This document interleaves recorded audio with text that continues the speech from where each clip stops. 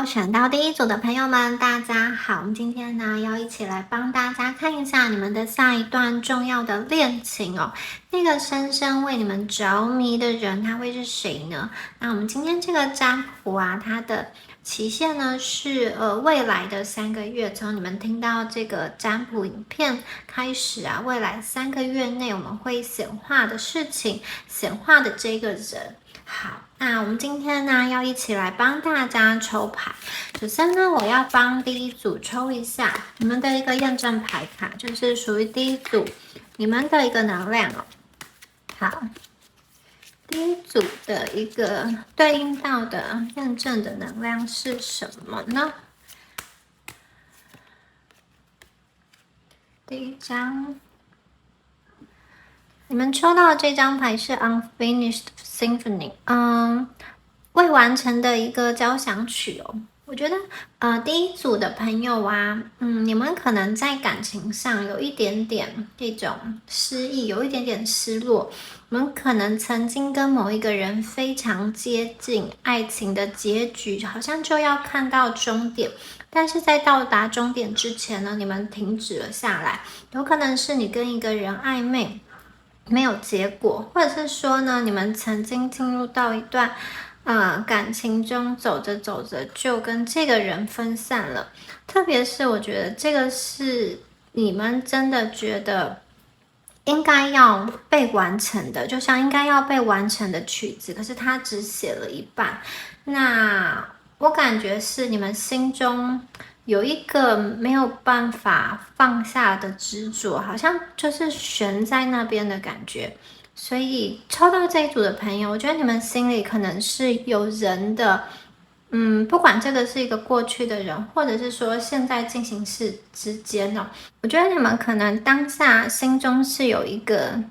欣赏的对象，或者说你很爱的一个人，你很希望可以跟这个人真正的走到一起，但是你们可能找不到一个契机去开始跟他连接，或者是说找不到一个契机去跟这个人好好的相处。有的时候你在跟这个人相处的时候，可能你们两个感受到的是彼此之间的差异，或是彼此之间不合的地方。明明就是很想要推进这段感情，但是好像看到的更多是阻碍以及不能发展的原因哦。那我觉得这一组的朋友，如果你们当下真的是心中有一个喜欢的对象，一个暗恋的对象，或是说一个在暧昧的对象，一个旧人的话我觉得属于你们的这个未完成的交响曲，它有机会是被写下去的。就是我觉得如果这一组的朋友，你们心中是有一个对象的话，你们两个过去之间真的是发生过很多事情，但是你们两个又真的有曾经的真心相爱过，就是曾经你有感受到他对你的好，你对他的好。那我觉得未来可能会出现一些机会，有一些转机，让你们可以去重新的沟通，重新的连接，或者是会让你们的感情渐渐的加深，渐渐的升温。第二种可能就是，如果你跟对方过去有一些误会，有一些争吵，有一些不能够原谅的地方，有一些冷战，彼此都不说话的话，我觉得未来90天内，未来3个月，如果对方是正确的人的话，宇宙会将他再次送到你的面前，你会有机会真正的跟他去展开一场内心的对话，你们两个的感情会重新的，好像你们会重新把话说开，然后重新能够去体谅彼此的难处。我觉得你们的感情会上升到不同的一个层次哦。好，那我们再来抽一下下面的牌哦。第一组的牌开牌就这样，我觉得有些朋友你们心中真的是有人的。那如果这个人是对的人，宇宙绝对不会让你们彼此错过。而且我看见的是，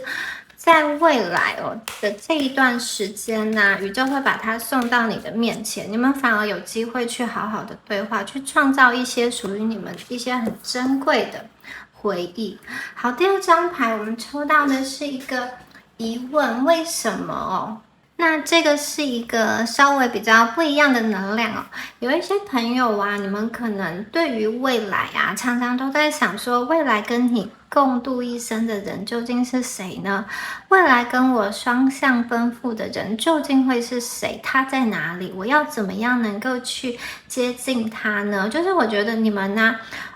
对于未来要前进的那个方向是有一点期待的，可是又有一点迷茫的感觉，常常都会有一些问号，有一些问号出现，就是你对于自己未来会遇见什么样子的一个人，会跟他共组家庭，你其实自己心中大概有一个样子，可是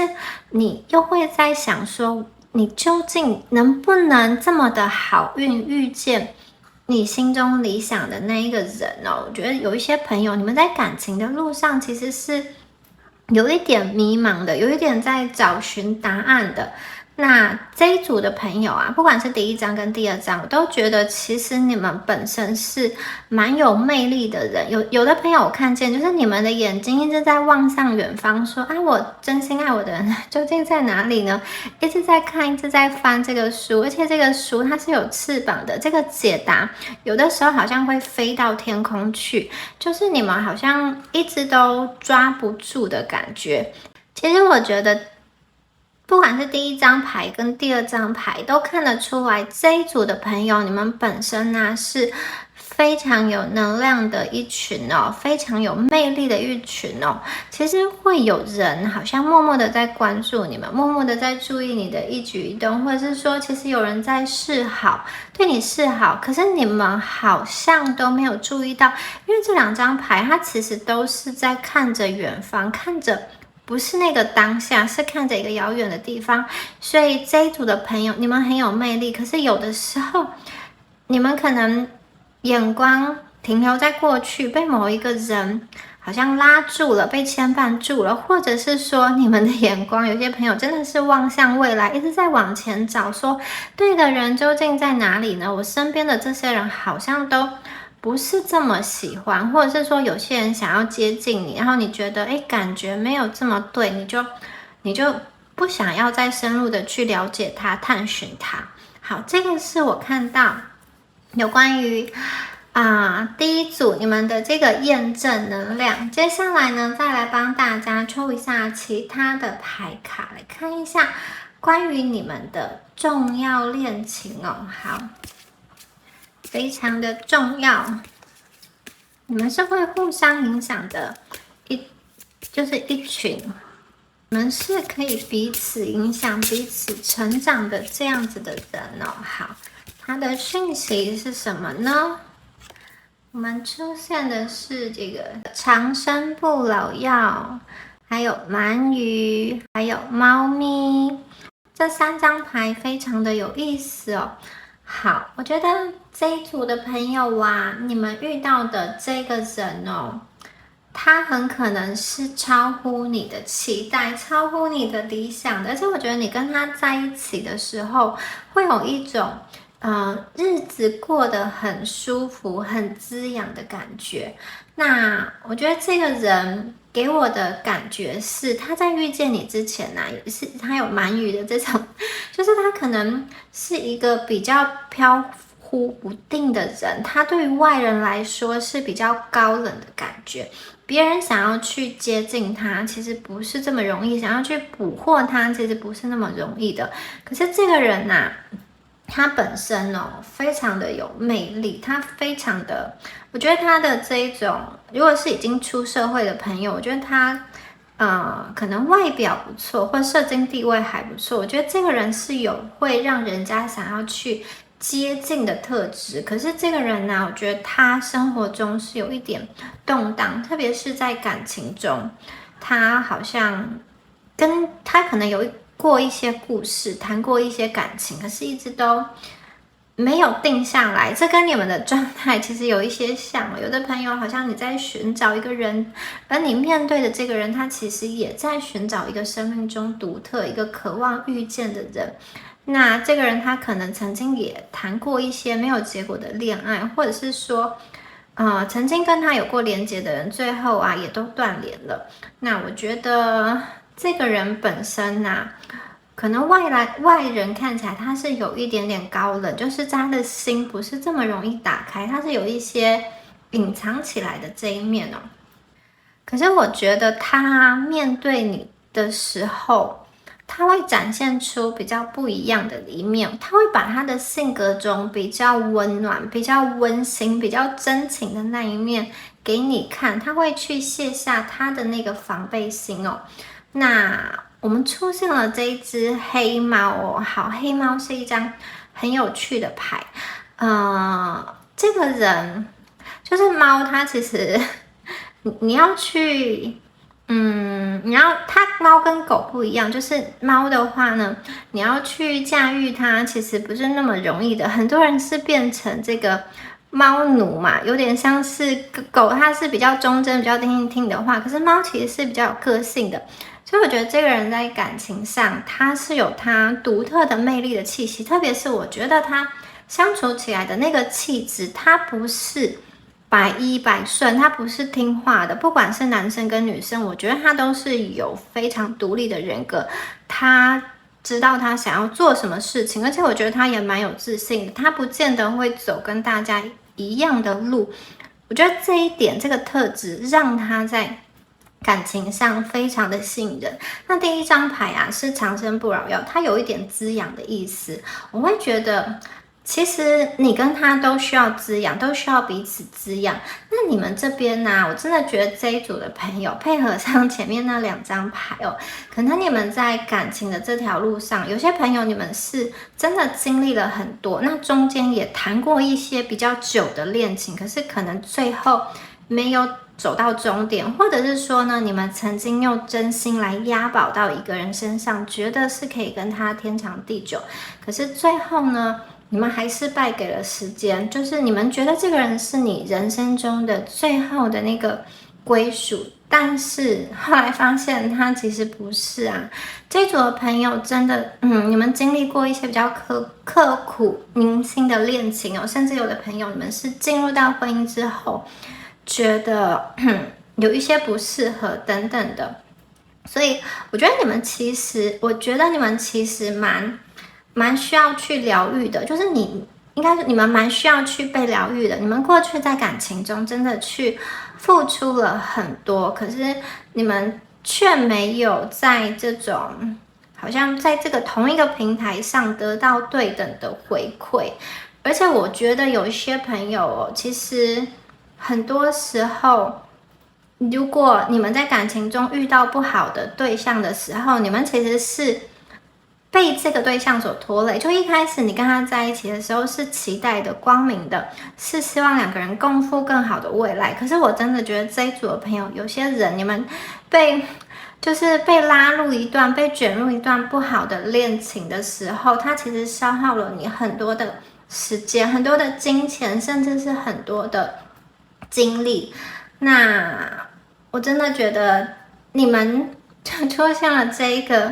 好像神丹妙药，为什么要出现在这边？我觉得你们是需要好好的补充能量，好，不要再所欲非人，不要再所托非人，遇人不淑了。好，你接下来会遇到这个人呢，我觉得他也是一个一开始看起来不是这么容易亲近的人，可能你跟他都是有故事的人。其实我觉得你们，有些朋友到现在，你们对感情哦，也是有一些小心了，就是会更加的慎重了，因为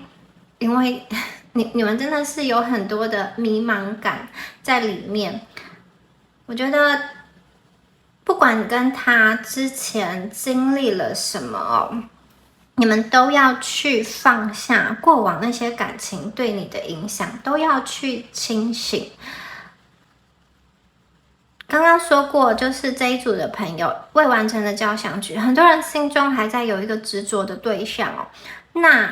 我觉得，如果这个人是对的人，你们确实可以去进行一些重新的连接、重新的原谅、重新的真正的释怀之后走在一起。可是，如果他不是对的人，如果他没有诚意要跟你好好的沟通，如果他没有拿出行动来的话，我觉得你们真的要去放手，真的要去释怀，因为上天宇宙会把真正适合你的人送到你的面前，很多时候你一定是要经历了过去那些不好的、不对的人，你才能够看见原来现在这样子的人他是适合你的。因为如果你早一点遇见他的时候，你可能不明白他的好，他的特殊性，你们就这样子的错过了。所以我觉得这一组牌给我的感觉就是，其实你跟这个人，你们遇到的这个人，两个人都是有一些感情的经历的，所以你们其实不要害怕，也不要对感情的悲观，也不要对感情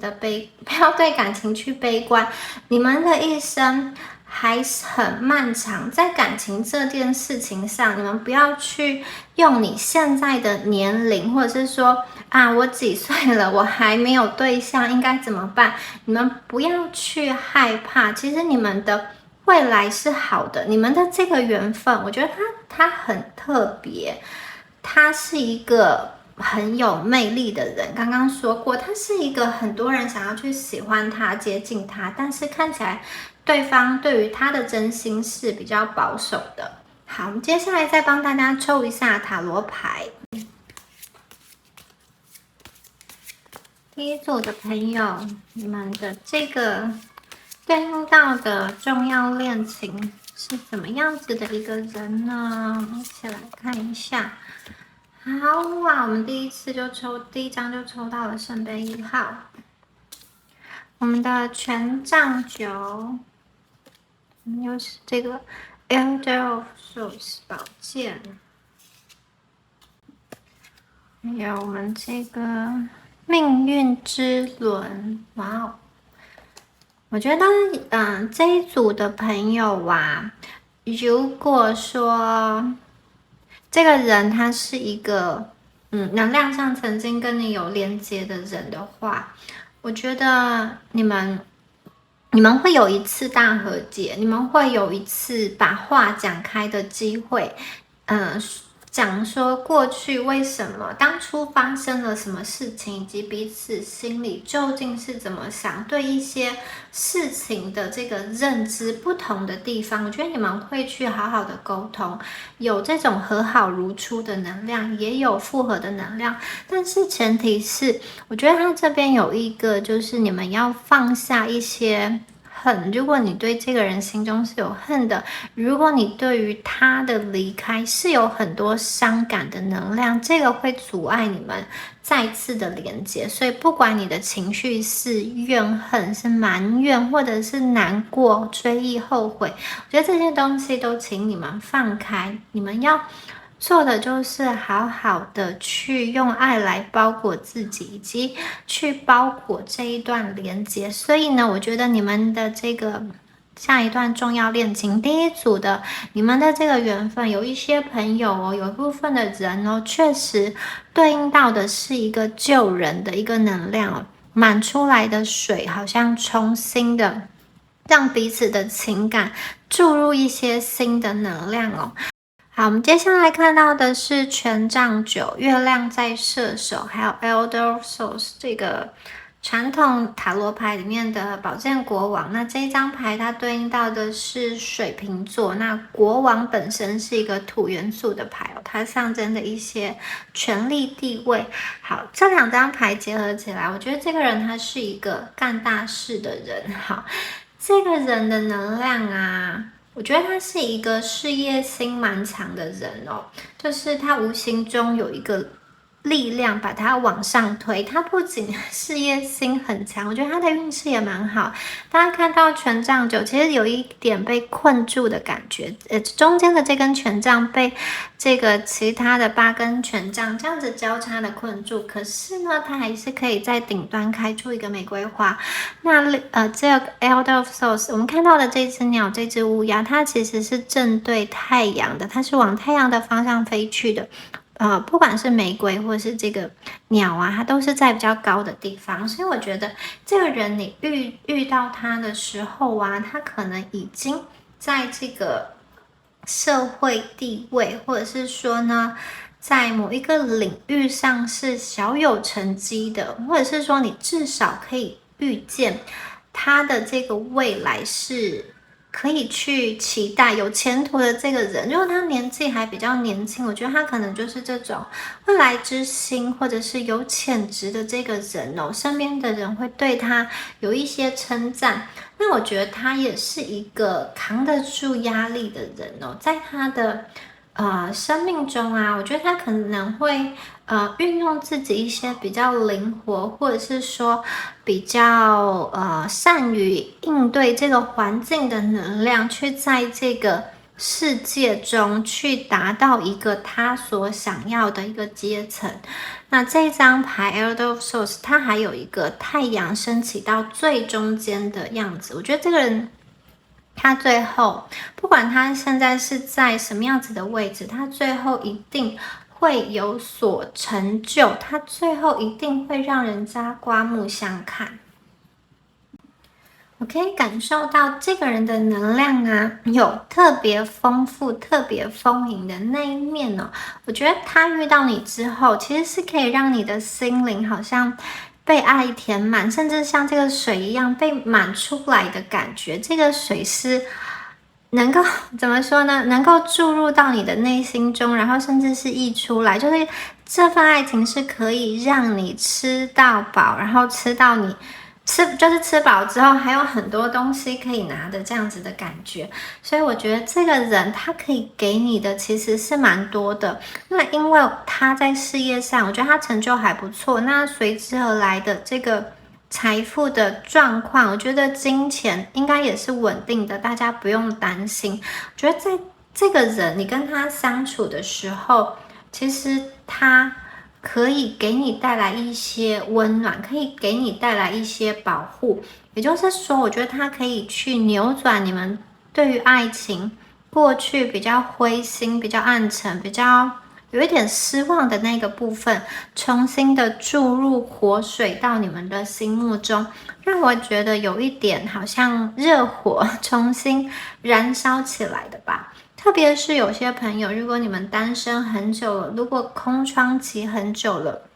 我觉得你们遇到的这个对象，他是会给你那种满满爱意的人哦，可能各种很甜的事情他都会去做。特别是我觉得这个人他有一个反差的对比哦，他在外在我觉得他是比较高冷，可能话没有那么多哦，就是在跟外人相处的时候，在工作上或者是说在比较社交的这个场合，我觉得他不一定是很外向，不一定是很多话的，可是我觉得他呢，跟你们在一起的时候，会有很多很多想要跟你们分享的能量。他跟你们互动在一起的时候，我觉得他的那个感觉，给我的感觉是很甜蜜的。那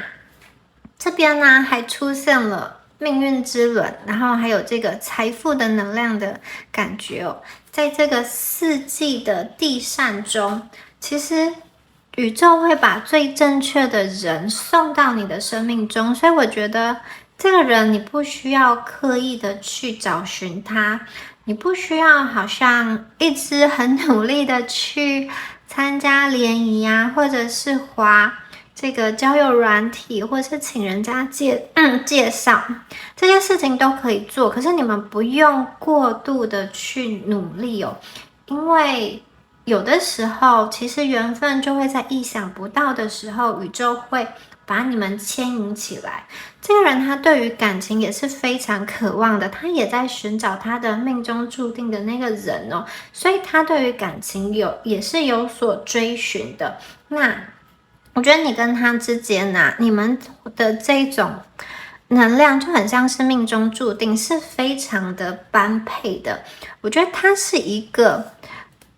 有一点独具慧眼的感觉，他能够去发现你身上的独特跟美丽，而这些东西恰好是他所欣赏、他所需要的。就看到这个权杖上开的那一朵玫瑰花，我觉得他愿意为了这个玫瑰花去努力、去奋斗、去拼搏，他愿意为了你跟他的爱情去牺牲、去奉献，他是有这样子的一个精神在的。而且我觉得就是爱情这件事情啊，真的是非常看个人的。有些特质啊，在一个人身上你会很欣赏这样子的特质，可是在别人的眼中，同样的特质，另外的人可能会觉得很厌恶，很不适合。所以我觉得你跟他的般配就是他看见你的美，你看见他的美，他欣赏你身上的特质，你也欣赏他身上的特质。不管这个特质是不是被世俗所认可的，是不是在其他人的好像这个心中觉得是一个很好的特质，我觉得他是很欣赏你的，你也是很欣赏他的。比如说有的人好像在金钱上呢，他是比较节俭的，那有的人可能不大喜欢这样子的能量，因为他会觉得过于节俭，其实好像花钱的话就是没有办法有被宠爱的感觉，或者是说在花钱上不够利落，不够有气度。可是也许节俭这个特质在你眼中是好的，你觉得他是用钱有度，你觉得他是很规划，很会去规划的。那相反的，如果这个人呢，他是一个比较大方的人，那有的朋友会觉得就是其他人在他看待他这个行为，可能会觉得，你这样子是有一点浪费的，或者是说，我觉得你常常花在一些不该花的地方。但是呢，我觉得这一组的朋友，你们就会恰恰的去认同他的这个金钱观，或者是说跟你的金钱观是一致的，大致上是这样子的一个概念。我觉得他的思想跟你的思想是可以去对应的，而且我觉得你们就很像是一朵玫瑰，不管是男生女生哦，就是我觉得他会发现他的眼睛会去发现你的美，会去发现你的魅力，而且他会去珍惜你这样子的一个特质。这一组朋友给我的感觉，你们是会有一些年龄差距的。这个年龄差距有可能对方年纪比你大很多，或者是说呢，你的年纪是稍长于对方的，但是不管你们的年纪差是怎么样，我觉得他都会去好像想要去呵护你。有些朋友其实他年纪小，你是姐姐，可是我觉得他还是想要去呵护你，然后把你当小孩一样，就是宠着保护着。我觉得他还是有这样子的一面在。然后我觉得这个人他是一个蛮条理清晰的人，就是他对于事情不大会有太多，就是很情绪化的一个判断，就是这件事情应该怎么样，就是怎么样。所以我觉得这个人蛮多时候是理性大于感性，然后他想事情的时候，我觉得也是比较全面。也因为他这个特质，之前他在感情中可能就是想得太过理性了，然后有一些情感就没有办法去发展开来，或者是说因为这个人本身条件也蛮好的，然后也蛮追求事业的，他就没有太多的时间在发展他的感情。那我看到的是这个人他今天如果遇到一个跟他就是在这个事业或者是说在学业上很对等的这样子的能量的话，他们就是反而会变成像是一个伙伴感、同盟感，就是恋爱的部分，恋爱的情愫就比较少了。可是我觉得你跟他的能量其实是稍微有强弱之分的，就是你跟他相处的这个能量是有我觉得是有这种大小的感觉，就是也许在赚钱这件事情上，他的能量是强压过你的。可是呢，如果在这种情感EQ 方面，也许你的能量是强压过他的。就是举例我觉得你们是在人生的方面是有这样子的一个互补的感觉，所以我觉得你们两个过日子其实是可以蛮顺畅的，就是你们两个可以在彼此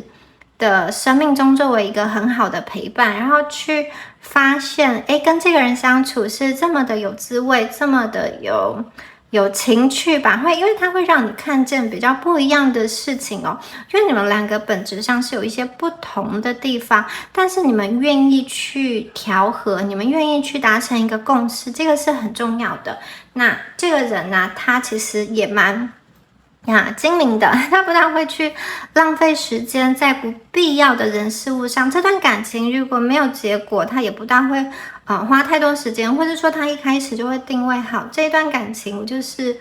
肉体关系玩玩就好，还是说这个人呢，我是可以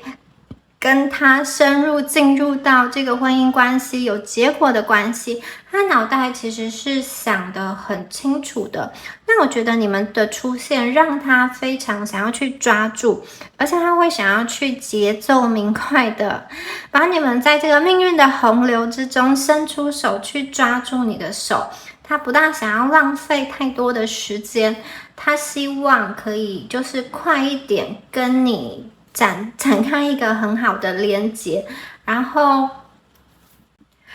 我觉得他的追求方式，或者说他跟你连接的方式，是一个带有自信，甚至一个比较主动，甚至稍微有一些霸道的能量都有哦。好，那我们接下来再看一下其他的牌卡。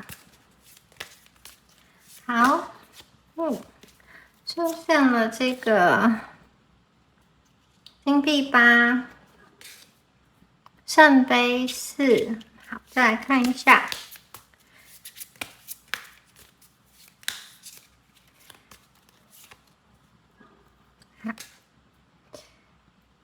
宝剑7，很棒。在人生的优先顺序，金币8它有一个在讲优先顺序，什么是比较大的金币，然后什么是比较小的金币呢？在人生的优先顺序上，在那个顺位上，它会把你们放在比较前面哦。必须说，在遇到你之前，我觉得他花了蛮多时间在他冲刺事业上，或者是说他所投入的某一项技能跟兴趣哦。但是呢，在遇到你之后，我觉得他会把他的人生的优先顺序重新做一个排序哦。你让他看见了爱情的希望，或是说他以前可能不大相信爱情，可是遇到你之后，我觉得他愿意去相信，他愿意去重新的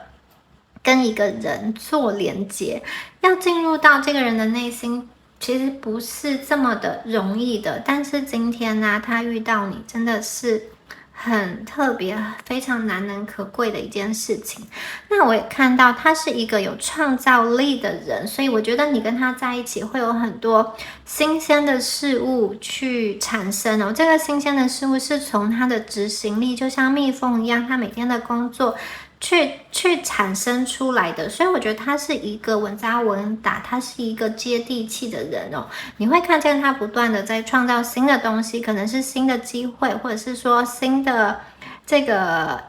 金币，或者是说有助于你们感情能量的这个东西哦。我觉得它会让你的生活变得比较有规律。如果你们之前是比较杂乱无章，或者说比较散漫的感觉，我觉得这个人是一个有规律跟有秩序的人，而且我觉得他会想要跟你在一起，就是说他会想要跟你有时刻的连接，可能会希望你们住在同一个空间，或者在同一个城市，在一个很近的距离上，你们两个可以去实在的面对面，可以去相处哦。好，接下来呢，这个圣杯4哦，我觉得这个人呢，他其实是一个蛮能够去相濡以沫的人，蛮能够在这段感情去甘于平凡，回归平凡哦。因为其实圣杯4它有一个稳固的感觉，就是感情长长久久走到最后，进入婚姻、进入家庭之后，很多时候就是一日复一日的日常，他不可能每一天都在放烟火，每一天都在烛光晚餐跟浪漫。这个人他是一个愿意位于爱情回到一个很平凡的日常的状态。就是说，其实我觉得这个人他的生命中绝对有很多的机会，可以让他去透过好像婚姻，或者是说透过跟某一个人的结合，达到一个很高的社会地位，享受一个很好的物质生活。我觉得这个人是有机会的，但是他并没有一定要选择这种方式，我觉得他更多的时候是追寻一个真心所爱的人，因为他有能力自己去赚取自己的金币哦，所以他其实很希望在爱情可以找到一个真心诚意的人。那找到这样子的人之后啊，我觉得他对于以前追寻的很多物质的东西啊，可能是这一种房子、车子或者是华服美食啊，他的这个重心会稍稍的去转移，他会把很多的这种时间、精力跟精神都放在他所爱的人跟他所建立的家庭身上哦，所以我觉得他其实是一个在感情中蛮会去奉献的，然后他是希望你呀，还有假设你们有小孩的话，因为这边有4个杯子嘛，你呀，还有小孩都是在他的眼睛所看得到的范围以内，就是我觉得他满眼满心都是你们了，他会觉得其他的事情都不重要，他会想要有一个这种很安全的这个堡垒，护城河一样啊，把你们安全的放在这里，不要让外人去侵扰你们。我觉得他会用他最大的力量来守护你们的家庭，特别是你们走到感情比较成熟的一个阶段，而且我觉得很可能你们就是会有小孩的，一家4口这样子的能量是有的，所以我觉得成为正缘的机会蛮高的。好，接下来呢，这边是宝剑七哦，我觉得这个人刚刚说过嘛，他就是有他独特的想法，其他的6支宝剑都是直直的走，可是他是走歪的，这个代表什么呢？我觉得他的人生中确实经过了一些曲折，可是他最后会到达终点。有些朋友你们遇到他的时候可能他被某一些小人负能量干扰，以至于他的这个进展的在事业上进展稍微缓慢一点，可是我觉得不要担心，他最后是会到达终点的，他的这个运势会起来的，因为他本身就是有潜质的人，刚刚说过他是一个明日之星，他是有能力的人，虽然有的时候真的是我觉得他绕了这些弯路，也有可能是过往他在感情上遇到了一些不好的这种遭遇，然后所以使他会在人生的经历上有的时候会弯弯绕绕。那另外一个这个宝剑七的说法就是这个人真的是想法给我的感觉想法比较独特一点，他不一定会按照常规的方式走，他给我的感觉有一种突破感，有一种创新感，他很可能是自己创业的人，或者是说他虽然没有很好的学历，可是他实作能力很强，也有可能是这个人啊，他会用非传统的方式去到达他的成功。那有些朋友，如果这个人是这种书香门第啊，就是一个比较擅长念书的人，我也觉得说他的这个念书的方式啊，或者是说他的学习方式是不是别人可以模仿的，也不是别人去教他的，是他自己去领悟到的人哦。然后在这些牌给我的感觉就是，我觉得他看到你的时候，其实会觉得很笃定，有一种他的心安定下来了。在他的人生之前你看有这种鳗鱼的状态，有这种猫的状态，可能是一个比较迷茫、比较犹豫，不知道谁才可以让他真正的去敞开心。但是遇到你的时候，我们的命运之轮出现啦，他真心诚意，确定就是你哦。而且我觉得他是一个蛮优质的桃花那这个圣杯4这边，他也有一点就是占有欲，所以他其实我觉得他在他的眼中，你们其实真的蛮好的。他很害怕其他人会去跟他竞争你，他很害怕，如果你们是远距的话，会不会有一天你突然就是跟别人在一起了？我觉得他心中也会有这样子担心的能量。所以如果你们一开始在连接、在发展的时候，我觉得他会属于比较慎重、比较小心，特别是在他没有很认识你的时候，他会多方的去了解你要说什么话，或者是说要跟你约在什么样子的场合，他都会去思考。那我觉得你们的能量啊，是一个非常积极主动的能量，就是你们两个结合在一起哦。你看蜜蜂它也是，它可以就是透过他自己的能量去创造出蜂窝，去采蜜。所以我觉得你们的能量是主动创造的能量，你跟他结合以后，你们的生活不是随波逐流的，不是被选择的，而是我觉得你们跟他结合之后，你们会有很多的选择，很多的选择性，包含说，在这个进入到婚姻之后，这个金钱要怎么分配？不是说没有金钱应该要怎么办，而是说我有这些金钱，我应该要怎么分配？或者是说呢，你们有小孩之后呢，我要不要去上班呢？我可以选择留在家里，或是说去上班，这个都是有选择的不管是男生或是女生，如果是男生的话，也有一些朋友也可以当家庭主妇，那女生的话可能就是家庭主妇。因为我觉得这个人他就是一个非传统的人，他没有说一定要按照这个世界上给我们什么样的讯息去组合那样子的家庭模式。那有些朋友，如果你们是曾经有婚姻，曾经就是曾经经历到一段婚姻，然后怎么说呢？现在是单身，或者说现在是带着小孩的状态。我觉得这个人他不会去在意这些事情，他是一个有自己想法的人，他会觉得爱情最重要的不是其他人的眼光哦。不管这个社会是怎么样子的评价你，我觉得对他来说，你们就是他心中那个独特的玫瑰，他不会去随波逐流。我觉得他看事情的角度是比较开放的。那你们呢，跟这个人在一起，如果你是一个事业心很强的人，我觉得你可以跟他成为很好的伙伴。如果你是了解他那个领域的人，我觉得你们很有可能可以去一起创业，或是作为他的一个辅助哦。所以呢，我觉得你跟他的能量上虽然会有强弱之分，但是我觉得你们在位置上，在相处上是一个很平等的状态，不会觉得谁付出的多，谁付出的少，没有一个这种互相计较，或是说不开心的、不甘心的一个能量。好，我们再来帮大家抽出下面的牌，我们来看一下第一组的朋友，你们对应到的这个人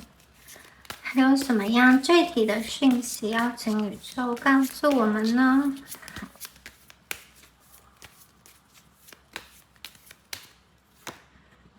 太阳牌，太棒了！圣杯五，好，权杖八，吊人牌，好，我们看到的是狮子座，火星在天蝎，水星在射手。那吊人牌我们对应到的是双鱼座。好，我觉得这个人他真的是再重复一次，他蛮有牺牲奉献的精神哦。我觉得而且吊人呢，他也有一个换一个角度看世界的人。我真的觉得他看待爱情，看待这个两个人的结合，并不是用一种很传统的方式，甚至我觉得他就是依照他自己的内心，觉得什么样子的人是值得的。他那个衡量的特质跟这个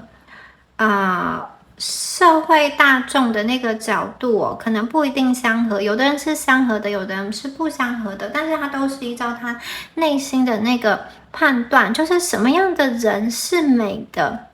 不一定就是电视上所谓的那些明星啊，他可能觉得那些一点都不吸引他，他心中对于美，然后怎么样子的个性吸引他，他真的是有独特的想法。有的人他可能就是特别喜欢好脾气，就是比较怎么说，比较有个性一点的人哦，或者是说有的人呢，他会喜欢比较传统、比较温婉的，就是依照他这个人的特质，我觉得他会有他很明确的一个口味，然后我觉得刚好你身上的这一些，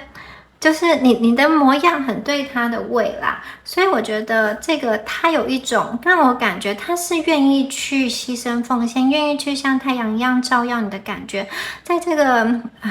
马上有一只兔子，然后兔子骑在马的身上，它看得很高，旁边有非常多的向日葵。这张牌的能量非常的正面，非常的正向。我觉得这个是你们两个结合之后可以去看到，可以去发展属于你们自己的阳光，是可以发光发热的。那不管你们面对的环境是多么的复杂，可能会有一些令你伤心的事情，或者是说你们之间会有一些阻碍，我觉得这些东西它都会与你携手度过。特别是说，如果你在工作上啊，就有一些东西让你很沮丧，没有办法突破，或者是说你的生命中发生了一些事情，让你陷入到一个比较低潮的状态中，或者说你听到了一个什么样子的消息打击到你，我觉得他都会给你提供一些安慰，还有感情上的支持。那他能够去做这些事情啊，当然都是出自于他对你的真心真意。我觉得你们会对他的付出有一个充满感激的心情在。然后这个人哦，我刚刚说过，如果你们也愿意对他敞开的话，他其实就会想要蛮快跟你确定下来，而且我觉得他会去希望你可以赶快的进入到他的生活圈中，可能他会带你去参加他的家庭聚会，带你去认识他的朋友，或者是说带你去跟他的朋友一起吃饭，带你去进入到他公司的一些活动等等的。我觉得他是很快速的会去做一些事情，让你会觉得你在他的心中是很重要的，然后他也会去告知别人说，他现在身边有人了，其他人不要再来接近我，或者说其他人不要再写情书给我之类的。就是我觉得他会用一个方式让你的心去稳定下来，然后他也会去用这个方式去证明你对他的意义。他会想要去好像因为我觉得他就是觉得你是一个很棒的人，他甚至是蛮有一点点这种仰慕你的精神都有哦。我觉得他会想要去公开的让别人知道，而且是这种很快速的去告诉别人说，我现在遇到了这样子的一个男朋友女朋友，真的好棒哦。就是亲朋好友之间呢，他也会去。他可能就是在他的社群媒体直接的公开了，好，很快的，我觉得很多人都会知道你们两个在一起了，然后他会去，就是会去告诉别人说，哇，我是多么的幸运，我是多么的 lucky，我真的是很强运，我遇到这样子的一个人，然后我之后要跟他好好的走下去。然后我觉得他对你是有很多滋养的感觉，他是蛮欣赏你，也蛮尊重你，不管是在人前人后，我觉得他都不会去说你的坏话，甚至是抱怨也不会。因为有些朋友我们知道，有的时候会就是有一些闺蜜啊，或者说会聚在一起抱怨自己的另外一半，或者是说有些男孩子在开玩笑的时候，有的时候可能会用损另外一半的方式来开玩笑。那我觉得不管是哪一种，我觉得这个人都不会，他在人前人后都是很维护你的，因为我觉得他就是把你放在一个比较高的位置。这个马他愿意去让兔子站在他的头顶上，也不是骑在背上，大家有看见吗？他是这么样子的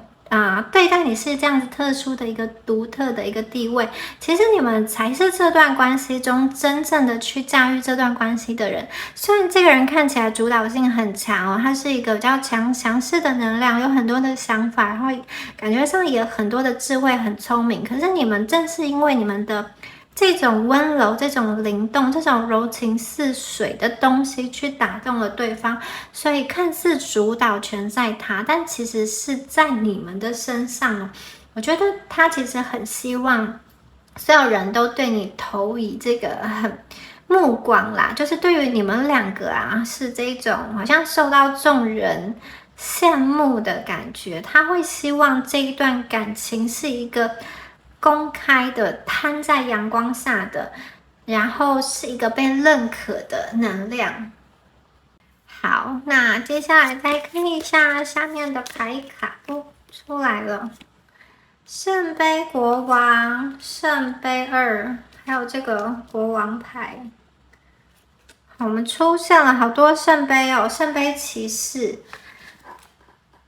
这个人就是明明在外面是一个比较高冷的，可是对于你们就是弃械投降了。他可能跟别人没有说很多的话，可是跟你们怎么就是有说不完的话。好，而且我觉得他真的是一个愿意去照顾你生活细节上的那个照顾都有可能哦，可能把你的生活方方面面都打理得很好哦，这种绑鞋带啊什么都有可能哦，然后帮你整理衣服啊都有这样子的能量，我觉得他是一个他其实平常不愿意去做，但是为了你们他愿意去做耶。就是他也可能自己也没有这么子的把自己照顾得那么好，可是他愿意为了你们去做一些他平常不会做的事情哦。而且我觉得他给你们的这个水啊，这个感情的能量，真的可以去冲掉、去洗刷掉你过去一些好像困住你的那一些执着，或是说困住你的一个感情观呢。我觉得他为你带来的是一个全新的视野跟全新的视角，是很多的希望。有些朋友你们会感觉到这个人他给你的体验呢，是跟你之前遇到过的人完全的不同，他会给你带来一种前所未有的满足感、安心感跟快乐感。他确实是会想要去小心翼翼的去珍惜你跟对待你，我觉得你们绝对可以去感受到，他其实很想要跟你建立一个很能够去直通心里的那个连接，你们两个会有很多很多的对话，甚至会一起去旅游，这种玩乐的能量是有的。我觉得，你们会在彼此的身上发现很多新奇有趣的事情。如果你跟他是在不同的领域上的话，他会分享他的那个领域发生了什么事情。然后你会分享，你的周遭身边的朋友的那些事情，对你们来说都是很新鲜的。那如果你们是在类似的领域中，我觉得你们看事情的观点也是蛮不一样的，所以可以透过彼此的对话去激发出很多不同的一个火花。好，那这边又出现了这个国王牌，所以我觉得他有一种霸道的感觉、霸气的感觉，不管是男生女生哦，他很可能就是在没有感情之前，他会觉得我一个人单身也可以，我就好好的冲刺事业哦。就是如果是女孩子，可能是这种女强人，就会说我没有感情，一个人也是可以把自己经营得很好。那如果是男生的话，我觉得他就是这种有一点点工作狂，或者说有一点点说我就是想要把我的工作做得很好，取得别人对我的尊重肯定，或者是说我需要用我的工作来翻转我的人生，我需要因为透过我的工作来取得很多的钱币。在遇到你之后，我觉得他心中的那个开关被打开了，这种感情的水就开始流动了，不再是静止不动的。所以呢，我觉得不只是他啦，他跟你都有一种从冰封的状态去解冻这个水啊，从冰块开始融化的感觉哦。你们两个在一起就是特别的有火花，特别的热。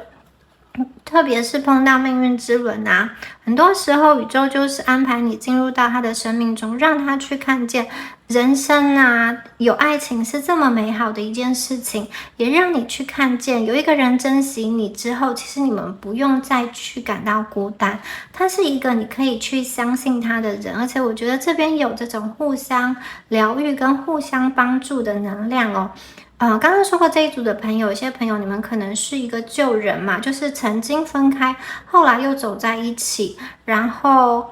就这样子的朋友，我觉得你们过去一定因为已经连接过，再一次连接的时候，一定是非常熟悉的。那如果是一个新人的话，我觉得你跟他在一起，就是有这种莫名的似曾相识的感觉，莫名的就觉得我就是可以去相信这个人，这个人就是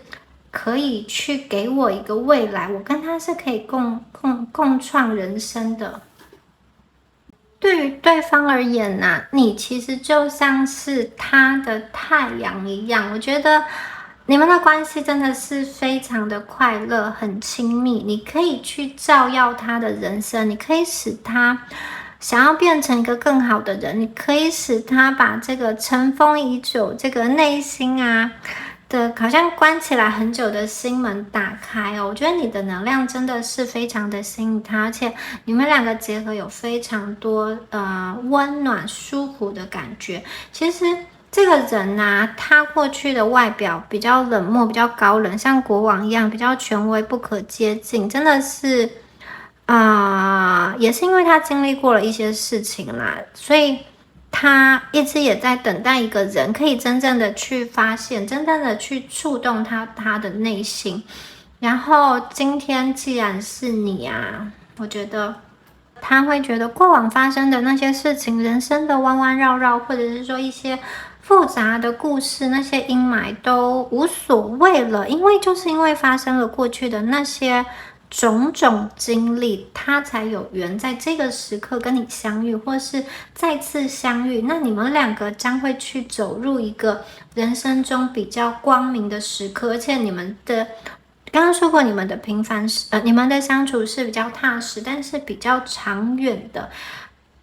好，最后呢，我们再来帮大家抽一下有关于你跟他连接之后啊，会产生的一些关键字，或者是这个人他的一些具体的讯息，以及最后会帮大家抽出神谕卡来看一下宇宙给你们的祝福跟建议。好，首先是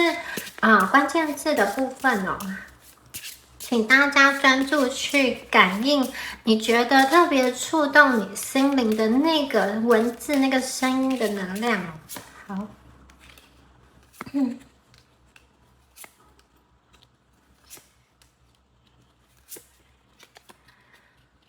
好，我们来看一下这个人他的一个关键字。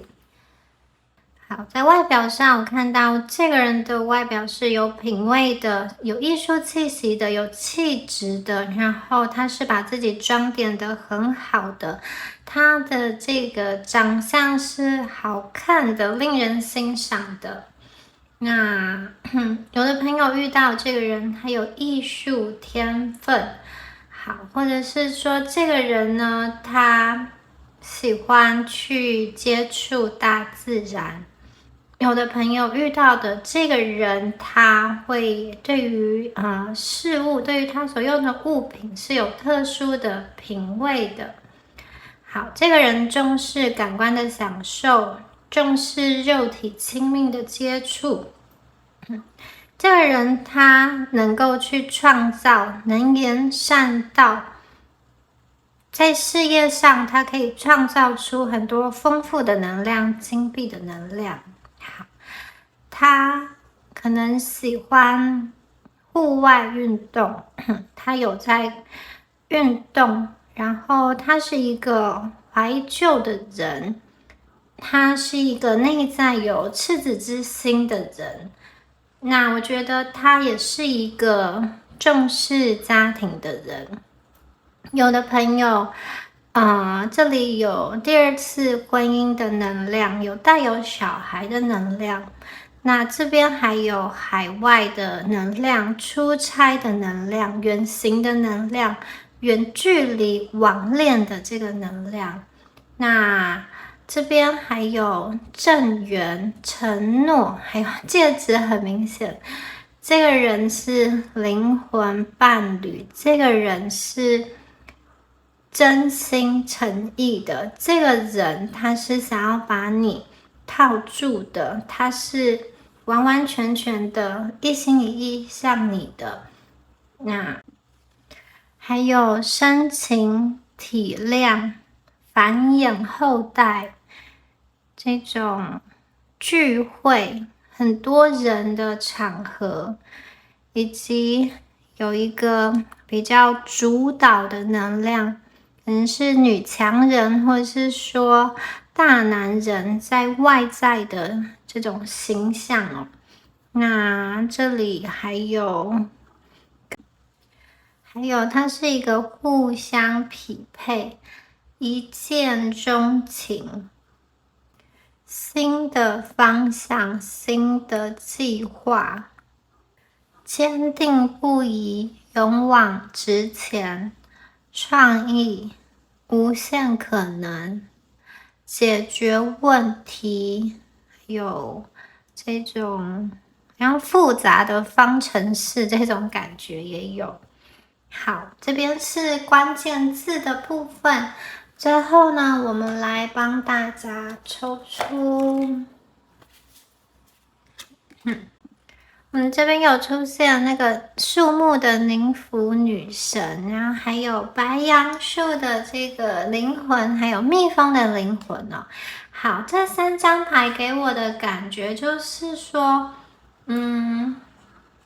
我觉得这组朋友啊，你们哦，宇宙要鼓励你们呢，就是说呢，你们走到现在啊，或者是说，不管你们经历过什么，我觉得你们走到现在其实是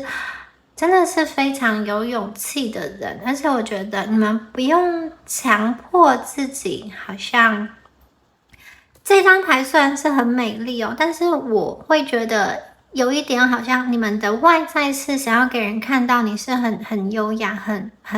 就是把自己经营的很好的。那我感觉是有一些朋友，你们就是会很想要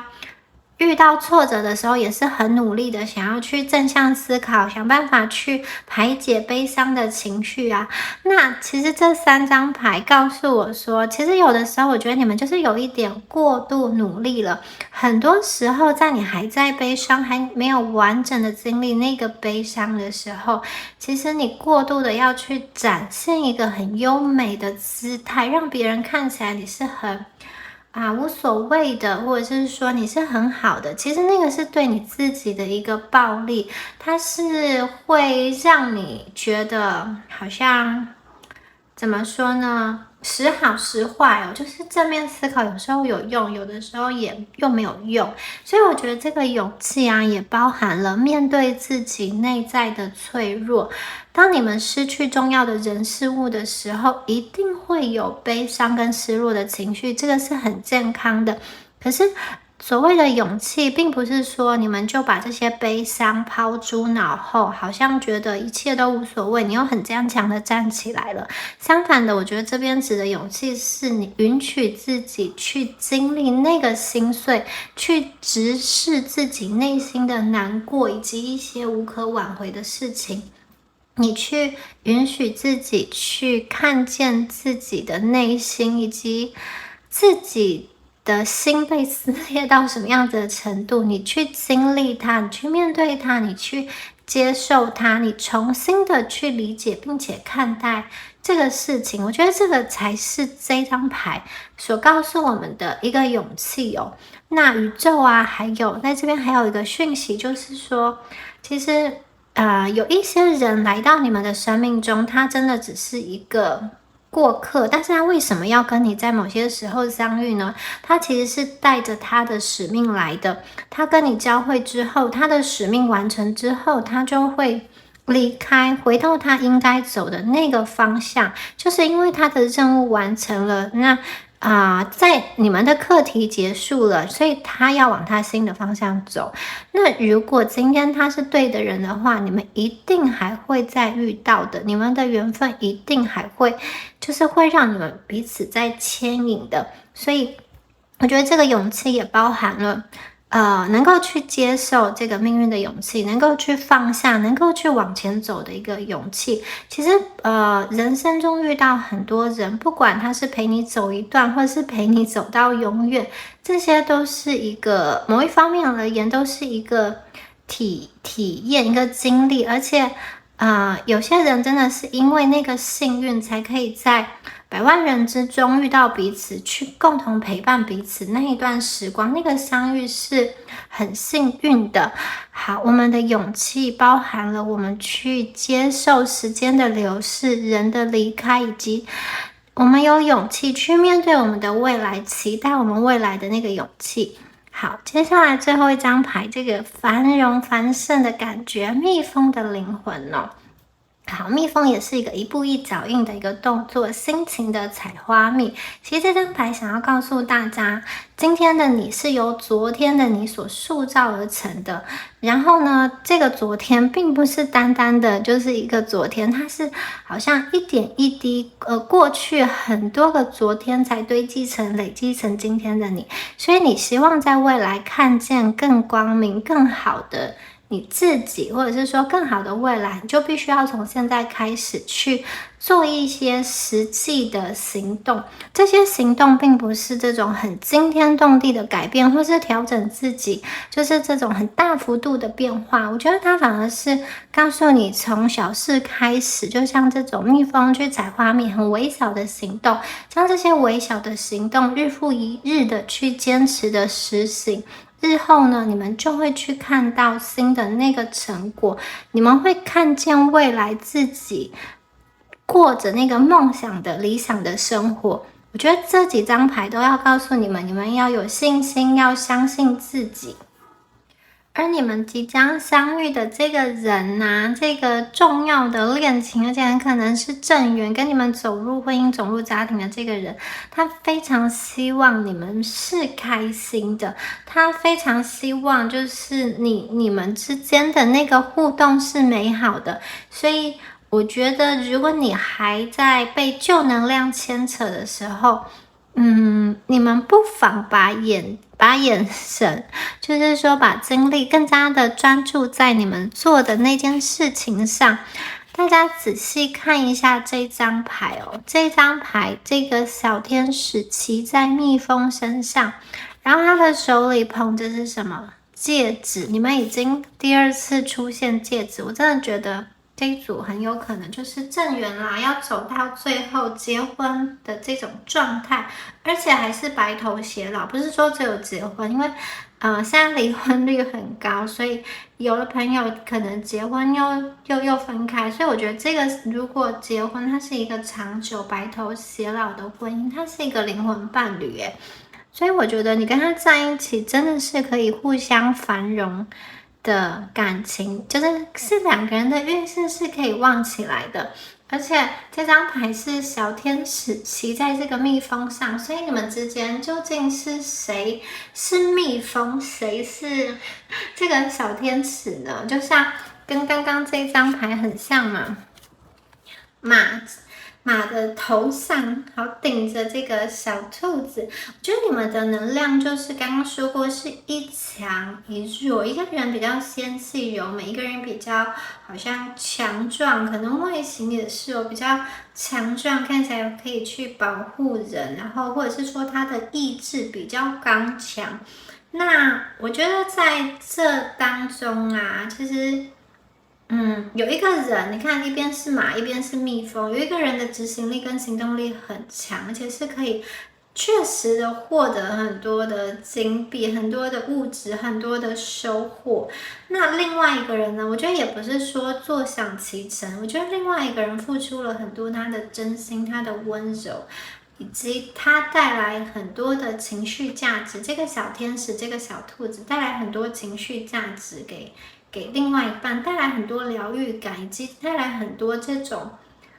生活上的喜悦吧。所以我觉得在两个人的互动中，有一方真的可能是赚钱能力比较强的，执行力比较强的，但是另外一方呢，他是一个感觉上就是很令人喜爱、很令人怜爱的这种能量哦。然后两个人其实结合在一起，就是非常的般配。对于你们两个人来说，这就是你们两个互相所需要的一个能量哦。就是他呢相信你是能够带给他快乐的那个人，他也希望他可以带给你快乐，就是你的存在让他更想要去获取一些东西，或者是说奋斗，你的存在让他更想要去前进，更想要去变成一个更好的人。所以请大家要相信自己，你们是值得好运的，你们是值得真心的一段感情，而且你们的这段感情会让彼此更加的繁荣跟繁盛，会开花结果的。好，以上啊就是有关于第一组朋友你们今天的解牌啦，希望今天的解牌有帮助到大家哦。那如果你喜欢我今天的影片的话，欢迎帮我按赞、订阅或是分享。那就祝福选到第一组的朋友，我们下支影片见咯，拜拜。Hello， 选到第二组的朋友们，大家好。那我们今天呢，要来帮大家看一下你们的下一段重要恋情。那我们今天占卜的这个人是重要的人，不是这一种一夜情或是露水姻缘这种很短暂的。我们看的这个人呢，他是跟你会双向奔赴，他是会怎么说呢？为你着迷的那个人哦。好，那我们首先呢，来抽出你们的能量，我们来抽出验证牌的部分。我们看一下第二组，你们的这个讯息能量是什么？哦 ，Not for you， 孤儿。我觉得那个第二组的朋友啊，你们是不是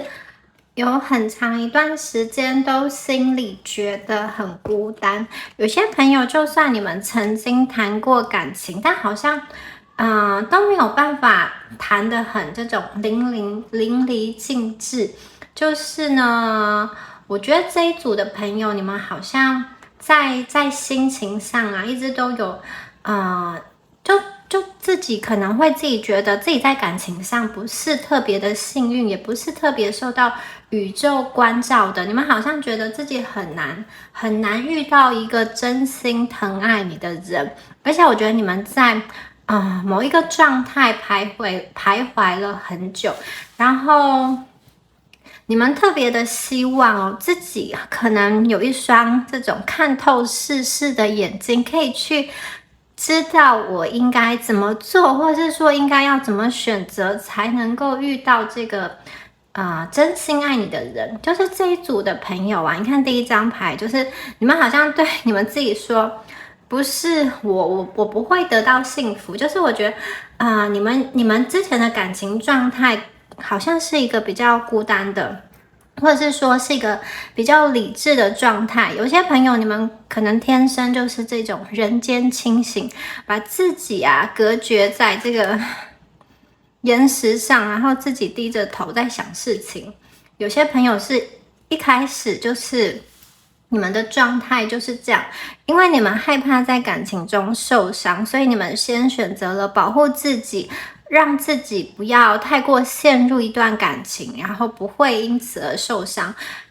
就是因为害怕受伤，所以先做一些防备措施。那有一些朋友啊，我真的觉得你们是那种因为痛过之后很清醒的一个样子。你们可能本来在爱里是敢爱敢恨，就是这种很敢给，很敢去爱对方，然后对爱情可能也是一片痴心，有点傻。后来经历了一些事情之后呢，变成不想要爱也不想要恨，就是有一点人间清醒这样子。那我觉得虽然你们人间清醒，但是心中的某一块还是渴望着爱情，还是渴望着哪一天会有一个人来跟你牵起你的手，去说一些你想听的那些话，给你一个承诺这样子。而且我觉得这些就是第二组的朋友啊，你们有的时候其实在感情中遭遇了一些心痛，那随着时间一久，你去回想起那个心痛反而就是变得比较模糊了。你们有的时候会想说，如果当时你再坚持一下下，或者是说你再忍耐一下下，会不会这段感情就可以继续下去，继续维持下去？我觉得有的时候你们反而会有一点自责，有一点后悔。但其实你真的在当下的那个状态，我觉得你们是非常非常难受的。不管是你先离开，或者是说对方先离开，你那个痛是真真切切的。只是时间久了之后你们可能又会去想说，当时自己为什么没有多做一些什么来去好像让这段感情可以更加延续你们是一个很念旧情的人，而且我觉得有的时候你们在一段关系中感到痛苦，你们还会去给自己一些理由，说服说，其实你们两个是很恩爱的。那你们有的时候会好像自己在舔舐自己的伤口。假设这一组的朋友过往啊，你有谈过感情，我这边读到一个能量，就是说，我觉得对方不是很懂你，而且他没有满足你，就是他无法满足你内在真正在乎的那个需求，或者是达成你理想的感情状态。但是你们为了要维系这段关系，或是说为了要跟这个人继续下去，我觉得你们选择了去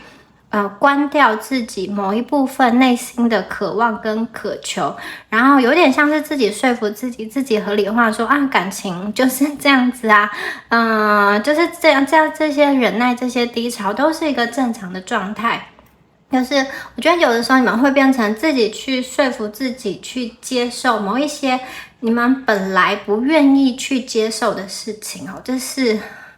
我从这两张牌中读到的一个讯息，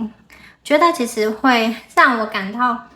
有一点点心疼的状态。第二组的朋友，好，但是不要担心哦，我们接下来要抽的是完全不一样的能量，我们要抽一个会好好珍惜你们的人，然后一起来看一下这样子的人，对方是什么样子的一个能量。那我们先来抽出雷诺曼的牌卡来看一下，宇宙要给我们什么样子的讯息？29号、20号、26号。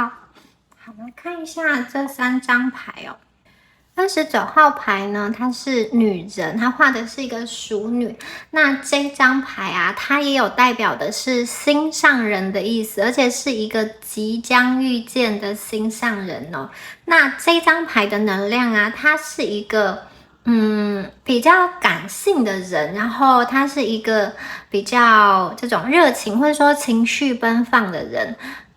他不是这一种木头人，或者是说他不是完全的理性主宰。我觉得你遇到的这个人哦，他是一个能够去接住你情绪的人，他能够去读懂你的情绪，不管他是男生女生，我觉得他内在都有很温柔的那一面。那我们第2张牌是20号。20号牌呢，它是一个公园，一个看起来很漂亮、舒适宜人的一个小公园，然后有一些装饰，有池塘啊，还有各种不同颜色的这个树、喷水池、花草树木。那这个公园呢，它长得也有一点点像迷宫，因为它看起来是很大的一个公园。那这张牌代表说，我觉得你跟这个人遇见的场合，它是属于一个比较社交的场合，一个有点像是你们出外旅游，或者是说在进行一个比较欢乐的活动的时候认识的，可能像是联谊。那有的朋友啊，这个因为公园也代表着这种公众比较聚集的场合，有的朋友你们可能是透过网络的一个连接，网络的这种 APP 认识的，或者是说某一个比较像是读书会学习的这种场合去遇见这个人，或者是说你短期的旅游，也有可能是你跟朋友的一个聚会，或者是说你去参加朋友的一个婚礼之类的。我觉得会是在这样子的比较快乐，或者说比较多人的场合中，你可能会遇见。而且这张牌，我觉得你们不会，就算是网恋，我觉得你们不会网恋太久，你们接下来会有可以实际上面对面交流的机会。那有些朋友，如果你有在学习一些东西的话，我觉得这个也有像是在参加讲座，然后听演讲，或是说你去参加这种看棒球、看演唱会，都有可能认识同好的一个感觉。各种的这种社交活动啊、派对啊、庆祝，或者是某一个社交平台，或者是某一种这种唱歌的这种俱乐部，有可能就是大家知道很多人聚集的场合，可能是一个学习的场合，或者是说这种交友的场合。我觉得你会遇见这样子的一个人，那你们看起来会不会好像虚拟网恋太久？我觉得你们是有这种实际见面的一个能量哦，而且这一张牌它也有代表着一个我向公众去宣布某件事情，所以我觉得很可能是你跟他的一个喜事，很可能这个人就是你的正缘，他会带着你好像走到众人面前去公开你跟他的一个关系。那另外这张牌还有一个这种讯息，就是我觉得你遇到这个人，他有可能是一个小有名气的人，他是一个需要在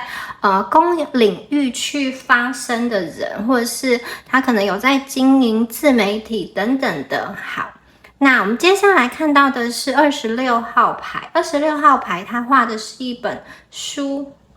好，我们抽到书啊，其实就蛮有意思的，因为这个书它是合起来的，有点像是它是一个谜团，因为我们还没有打开之前不知道这本书的内容是什么，它也有可能像是一个秘密一样。这本书是可以被阅读的，可是它目前是被关上的，然后没有打开，打开了之后会是什么样子的一个内容，其实大家都不知道，有可能是一个惊喜，也有可能是一个很有智慧的一本书哦。好，我觉得这个人啊，刚刚说过他很可能是这种在公众场合中需要去发言，或是他是一个这种小主管，他是有一些组员，他是需要去接触人，去跟人互动的。那书这边呢，还有一个就是代表说，这个人他可能这个就是智力特别高啦，蛮喜欢学习各式各样的东西，也有可能他是有点像老师的这种气息，学者的气息，或者是说呢，他就是对于知识这个东西，它是蛮容易上手的。他呢，应该有他自己的某一个专业的技能或者是证照，他是某一方面的这种专业人士。我觉得这个人给我感觉他是一个知识型的人，而且他的这个脑筋还不错，记忆力跟理解力应该都还不错。好，我觉得这样子的人其实蛮适合你的，因为第二组的朋友啊，你们刚刚说过，你们是人间清醒，我觉得你们其实内在的这个直觉力跟洞察力是蛮高的。你们就是怎么说呢？我觉得其实你们太聪明了，有的时候在感情中看得太透了。看得太透，反而会你就是怎么说？你看到一个人，然后你就会开始想，我跟这个人交往，然后发展到最后，可能会遇到哪一些困难？我们就是我们可能会不会有这种婆媳问题，或者说我的工作应该怎么处理？有的时候呢，你们会想的比较多，规划的比较仔细，特别是那一些曾经傻过，就是曾经在爱情中痛过。然后然后选择人间清醒的朋友，我觉得你们特别会去思考这些事情哦。那我觉得今天这个人呢，他其实刚刚说过，他是有这种感性温柔的一面，然后我觉得他也是有内在的智慧，他其实可以去引导你在感情中不要怎么说想那么多，稍微放松一点，然后稍微多看一下当下觉得值得就值得，就是我们就可以给彼此一个机会去发展，就是稍微把那个太过清醒的那个眼睛啊，好关起来，因为有的时候感情中看得太透，会离幸福比较远一点。你们是真的是很聪明，可是有的时候太过聪明，把人看得太透，其实对方也是会怕的。但是因为这边呢，你们对应到这个人，我觉得他也是蛮聪明的，所以他其实是可以去理解你跟处理你的一些情绪哦。好，那这里还有一个意思就是说，我觉得第二组的朋友，你们有一些感情观其实是受到你们原生家庭的影响。如果说你们原生家庭还不错的话，你可能会去向往这样子的一个感情。那如果你原生家庭的那个模式不是你喜欢的，你可能会因此而想要去找一个跟你爸爸或是妈妈不一样的一个对象。就是我觉得你们的感情观会受原生家庭的影响。那有的朋友，你们可能是这种长子长女，或是从小就为家庭去承担很多责任。我觉得有的时候你们在择偶的时候，也会去思考说，这个人可不可以，就是我家人可不可以接受这个人，或者是说他可不可以愿意让我持续的照顾我的家人，这样子。我觉得这边也有这样子的能量在。好，我们再来继续抽牌，来看一下属于你们的这个重要的恋情哦。好，真的很希望第二组你们可以遇到一个你们很喜欢，然后他也很喜欢你们的对象，因为你们之前真的就是经历了一些比较令人心疼的这个感情经验。好，宝剑7，圣杯3，权杖骑士，正义牌。我们来看一下，宝剑7呢是月亮在水瓶，好，圣杯3是水星在巨蟹，权杖骑士呢它是一张射手座的牌。那最后这个正义牌它是天秤座。那星座的讯息给大家参考。首先呢，我们讲到这个宝剑7哦，我觉得这个人呢，他会不按牌理出牌，就是我觉得他求爱的方式会令你意想不到，很特别，很独到哦。就是因为我刚刚说过，这一组的朋友，你们在感情中真的常常非常的清醒，然后你明明对一个人心动了，但是你还是会去观察一下下，就是或者是观察很久啊，然后你们在感情上稍微的就是被动一点哦。那如果呢，我觉得对方冷淡了，你们也不会这种死缠烂打，或者是说就是放下你的自尊去追着对方要一个答案。就是我觉得你们不会让自己进入到一个非常不理智或者是说失控的感情状态，你们蛮保护自己的。但是这个人哦，他会以一个意想不到的方式跟你求爱，可能是非常惊喜的，就是问你说，要不要跟我在一起？可能就是没有问，就是直接就肢体动作，或者是说呢，觉得这种情境很好的时候就突如其来的牵起你的手，或者是说怎么样子让你知道他很喜欢他，他很喜欢你我觉得他会用一个让你比较惊喜，不是惊吓，就是惊喜的方式来接近你，而且是让你觉得会心一笑、不讨厌的一个方式哦。那他的这个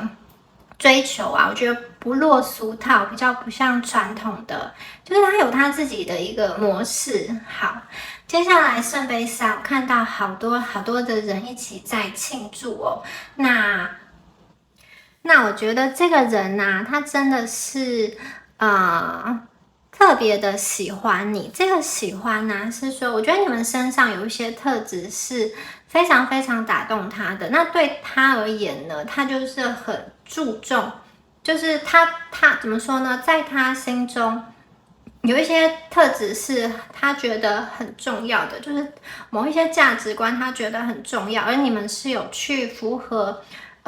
他的那个想法。可能如果他很重外表的话，也许你们的这个外表就是他的天才，或者是说他特别希望这个对方的个性是怎么样的，而你们刚好符合他那个个性哦。那我觉得因为这一点哦打动他，他其实就会全部的爱上你，就是眼里好像都觉得你很棒，就是对于他来说，你们并不需要方方面面的都做得很周全，只要你身上有那些特质是他喜欢的，我觉得他自己眼睛就会有一个滤镜，觉得你们很多地方都很好。比如说他特别喜欢乐观的人，或者是他特别喜欢爱笑的人，他只要看到你们爱笑的眼睛，他就是心房就泄了，也不会管说，你在家都这种乱丢啊，衣服乱丢，就是类似这样。就是我觉得他只要你的那个特质打动他，我觉得他不会太在意你的其他的那个部分，他不是一个很挑剔的，就是我觉得只要你的那个特质打动他，其实他在其他方面是可以去让步很多的。那你们这一组给我的感觉就是，其实你们不止一个特质是打动他，然后我觉得是蛮多特质都是他喜欢的。然后这边有一种觉得说我中乐透了，我怎么可以遇到这么好的人？而且他不只要自己心中很开心，她还会去跟她的闺蜜，或者是说会去跟她的这种伙伴啊，去讲说我真的是很强运，我遇到了一个很不错的对象哦。好，那这边呢有权杖骑士哦，权杖骑士它是一个行动力非常迅速的牌，它不像权杖国王那么稳重，它就是有点我想要现在就是去找你，就要赶快见机履急的行动。我有什么话想要跟你说，我就要赶快，而且我也很怕，你身边会不会有其他的人喜欢你？那我应该要怎么办？我应该要赶快行动，先把你就是定下来之后，让别人不可以靠近，就是权杖骑士的这个特性哦。那刚刚说过，我觉得这一组你们的就是有一点人间清醒，会给人家有一点距离感哦。其实你们外表看起来不难靠近，就是看起来可能也蛮和善的，但是你要真正的走入到你的心中是有困难的，就好像大家都是远远看觉得你们很美很棒，然后好像是容易的可以去跟你做朋友，可是当他实际走到你面前的时候，又发现其实你们并没有开路可以让他走到你心中，就是其实会有很多人喜欢你，但是他不敢靠近你们。但是我觉得这个人他才不管这么多呢，就算你可能一开始对他是比较冷的，或是说你们没有很热情的跟他互动，我觉得他也是没有就是他不大会去看你们那个就是对爱情的防备心哦，我觉得他有他自己的一套做法。有的朋友你们在感情中可能会给人家软钉子，但是也不见得是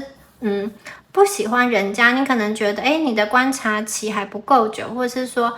你觉得还缺少了那么一点点，你们就会给人家一点软钉子。可是我觉得这个人他真的是很有诚意的想要去跟你认识，他真的是很有诚意的想要去靠近你。你看他就是行动力很快，而且我觉得你说什么他就是马上的会去承诺。就是假设你今天说你身体不舒服，可能明天他就熬了汤，或者说就订了什么营养的食品给你，或者说你说你想看什么电影你想要去哪里，他就开始规划行程查资讯，或是说你看到什么东西很喜欢，他就偷偷计划存钱买给你。我觉得有这样子的能量，我觉得这个人他是一个蛮热情，就是在感情里是蛮热情，也蛮愿意去付出。有时候他在感情里其实是比较孩子气的，对，你们感觉上比较害怕受伤，可是我觉得这个人他有一点不管他的感情经历如何，我觉得他对感情是乐观的，也是愿意付出的，没有太多的一个防备。然后接下来我们看到的是这个正义牌哦，这个人他也是一个蛮有原则的一个人哦。然后这边也有对应到一些你们的能量，就是说我觉得你们本身也是一个自己有自己想法的人哦。就是我觉得你们其实这一组的朋友，你们在感情上你们会有一些特定的一些特质，就是你们会有几个这种标准，你们会就是对方一定要有的。有的朋友可能是身高，有的朋友可能是经济状况，或者说有的朋友可能是说个性要怎么样怎么样，或者是说某一个感觉一定要有。对，那很多人可能会觉得你们条件好，但是却单身是不是你们标准很高？其实我觉得不是的，就是你们会想说，就是你们重视的那个点，你们会希望一定要去抓住。你们其实不是标准高，只是你们有自己心中的一个原则。那如果身边的人不理解你，我觉得你也不会去多费唇舌，多去跟人家讲。那我觉得今天这个人他很匹配你们的能量，就是我觉得他也是一个有原则的人，但是我觉得他的这个有原则比较像是他在感情中，我一旦选定了一个人之后，我就不大会去做一些其他的暧昧的事情哦，因为有的人会觉得说，我今天在感情中我是可以骑驴找马，这样子好像可以保持我的身价多看看，或者是说呢，我就是要找一个备胎，如果我今天跟这个人走不下去之后，我可以就是我还可以有这样子一段感情，或是希望自己很热门的一个状态啦。但我觉得这个人他的想法是，他不觉得那样子是一个好的，就是享受很多暧昧，享受很多追求，他不会觉得说这是一个好的状况，或是说是一个有身价的男人女人，我觉得他不是这样想，他反而对于感情，我觉得他是比较保守的，他是认定了一个人之后，他就会希望用他的这个原则，用他的这个中心去走下去，而且我觉得他也有一种说，如果你不认同我，没有关系，我也不大会去多说什么，因为他这边有天秤座的能量，我觉得他在感情中，在接近的时候是很冲的，可是他在人际相处里，我觉得他不见得会去跟人家争，但是他也不是那种会去违背自己的原则去退让的人，就是如果意见不合，他可能就不会特别去多言，就是避开等等的。我觉得他自己有心中的一个想法，然后他会知道什么样子的人是可以让他感到满足的。我觉得他还蛮重视他自己内心的那个价值观，可不可以让他感到满足？那个人的特质，就是我刚刚说过那个特质，相处的这种情境跟氛围对他来说是非常非常重要的。那如果呢，这一组的朋友，你们是有一个比较压抑的能量，或者说在感情中比较被动的能量，我觉得他其实会去主动的打开你，主动的好像进入到你的心中。我觉得他是一个蛮乐观的人，他会有一点好像把你们那个孤单感把它挥去，把那个感情上的这种乌云啊，然后把它一扫而空。我觉得它会带来很多新的，让你们焕然一新的一个想法。好，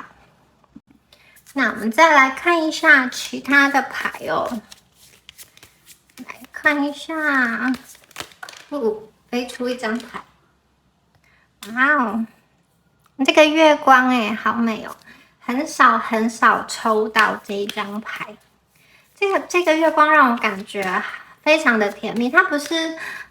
传统韦特塔罗牌中有的牌，它是专属于这副塔罗牌中作者画的这个月光的牌，我觉得非常的浪漫。好，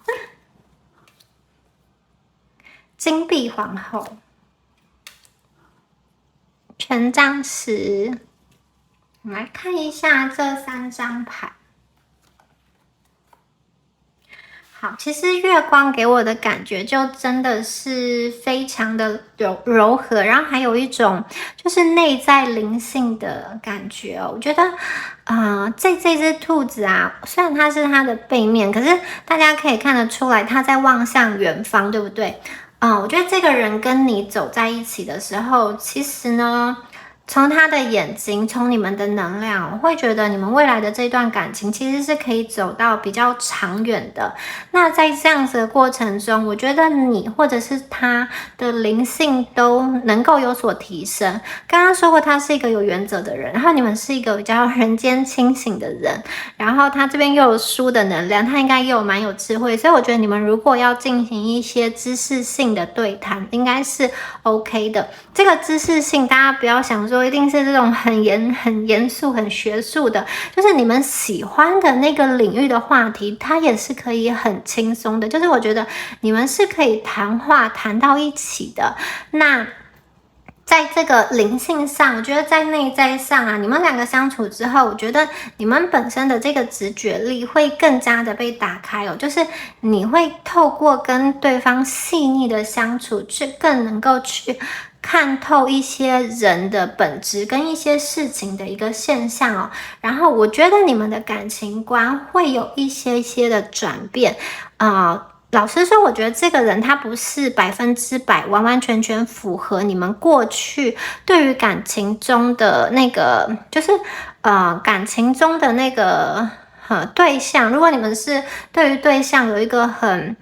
执着，或是说很特定的那个想法的话，我觉得这个人他不见得是100%符合的。可是我觉得你们遇到他之后，你们的感情观会有一些转换，你会发现，原来我跟这个人这样子的人相处，其实会很顺，就是会比我过去用我心中选的那个，就是我的这种心中的想法、想象去选择那样类型的人，还要顺，还要舒服。所以我觉得这个人有一种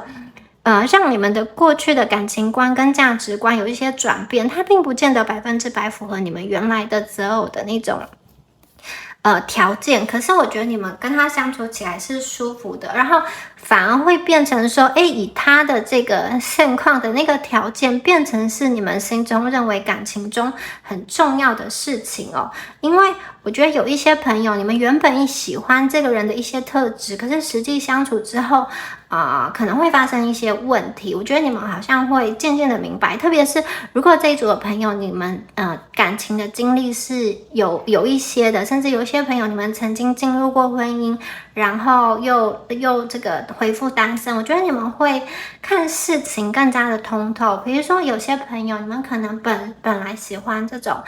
霸道总裁这个大男人，觉得他可以保护你。好，你实际选择这样子的人进入到长久的关系之后，发现这个不是可以保护你，而是就是你必须时时刻刻以对方的心情为主，而是就是你必须要伴君如伴虎，活的提心吊胆的，然后不能够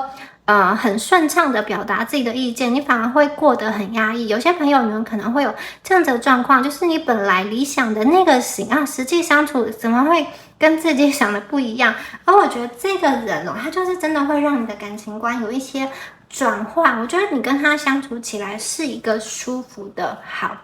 而且是一个可以走到比较长远的。那我们这边呢，还有金币皇后跟权杖十。那接下来这个金币皇后跟权杖十这两张牌都有一个隐含着成功，就是成功跟富足的感觉。首先呢是金币皇后，金币皇后她是土象星座的牌，代表金牛、处女跟摩羯。我觉得这个人基本上他是蛮务实的，他不大喜欢做一些没有意义的事情。也就是说，我觉得他在感情上，或者说他在生活上比较不大喜欢浪费时间做一些无效的社交，或者是说他会知道他这个人时间精力有限如果他觉得这个人没有办法跟我有发展，他就不大会去浪费时间啦。那他既然他愿意这个向你们奔赴而来，代表他其实真的很喜欢你，真的想要去跟你有结果。那我觉得这个人他也是，他在人群中不是属于那种特别要去争名夺利的人，可是我觉得他是一个实在的人，他是一步一脚印的人，所以他最后会获得他属于他自己的财富。那这个钱币皇后就是皇后牌，她跟国王牌比起来多了一分温柔的感觉，所以我觉得这个人他在个性上他是比较温柔的。然后呢，他其实会知道他自己的人生要什么，我觉得他会把未来规划好，因为土元素给我的感觉就是一个稳定跟实际如果你们是那一种比较情绪容易焦躁不安，或者是说紧张的话，我觉得这个人他有一个可以让你稳定下来的温柔，让你心情慢慢安定下来的这种能力那他是一个稳定感加上一个柔软，因为这只兔子真的很柔软，然后它也没有这种面目狰狞的感觉，它是很轻松的抱着这个钱币，就是感觉非常的可爱，然后旁边还有一只松鼠嘛，所以这张牌其实是一个稳定加柔软的感觉。这个柔软啊，也是一种我觉得很简单的柔软，就是在这个柔软中里面有这种温和跟耐性，我觉得他对于他喜欢的人是很有耐性的，然后说话也是比较轻声细语，就是不大会去大吼大叫。那我觉得他对于感情啊，你们可能会，就是我觉得这个人某一方面比较务实啊，他比较重视日常生活中的这种细腻跟细节。我看得出来，就是在这种土能量的这个牌啊，你跟他感情的发展真的有长长久久的感觉。虽然在这个发展的过程中，不见得会有非常多的这种好像高潮迭起的激情，但是我觉得他是会试图让你跟他的感情走得很平顺的，就是他会试图让你们的感情是稳定的，而且他也有代表的是一个确定下来的感觉。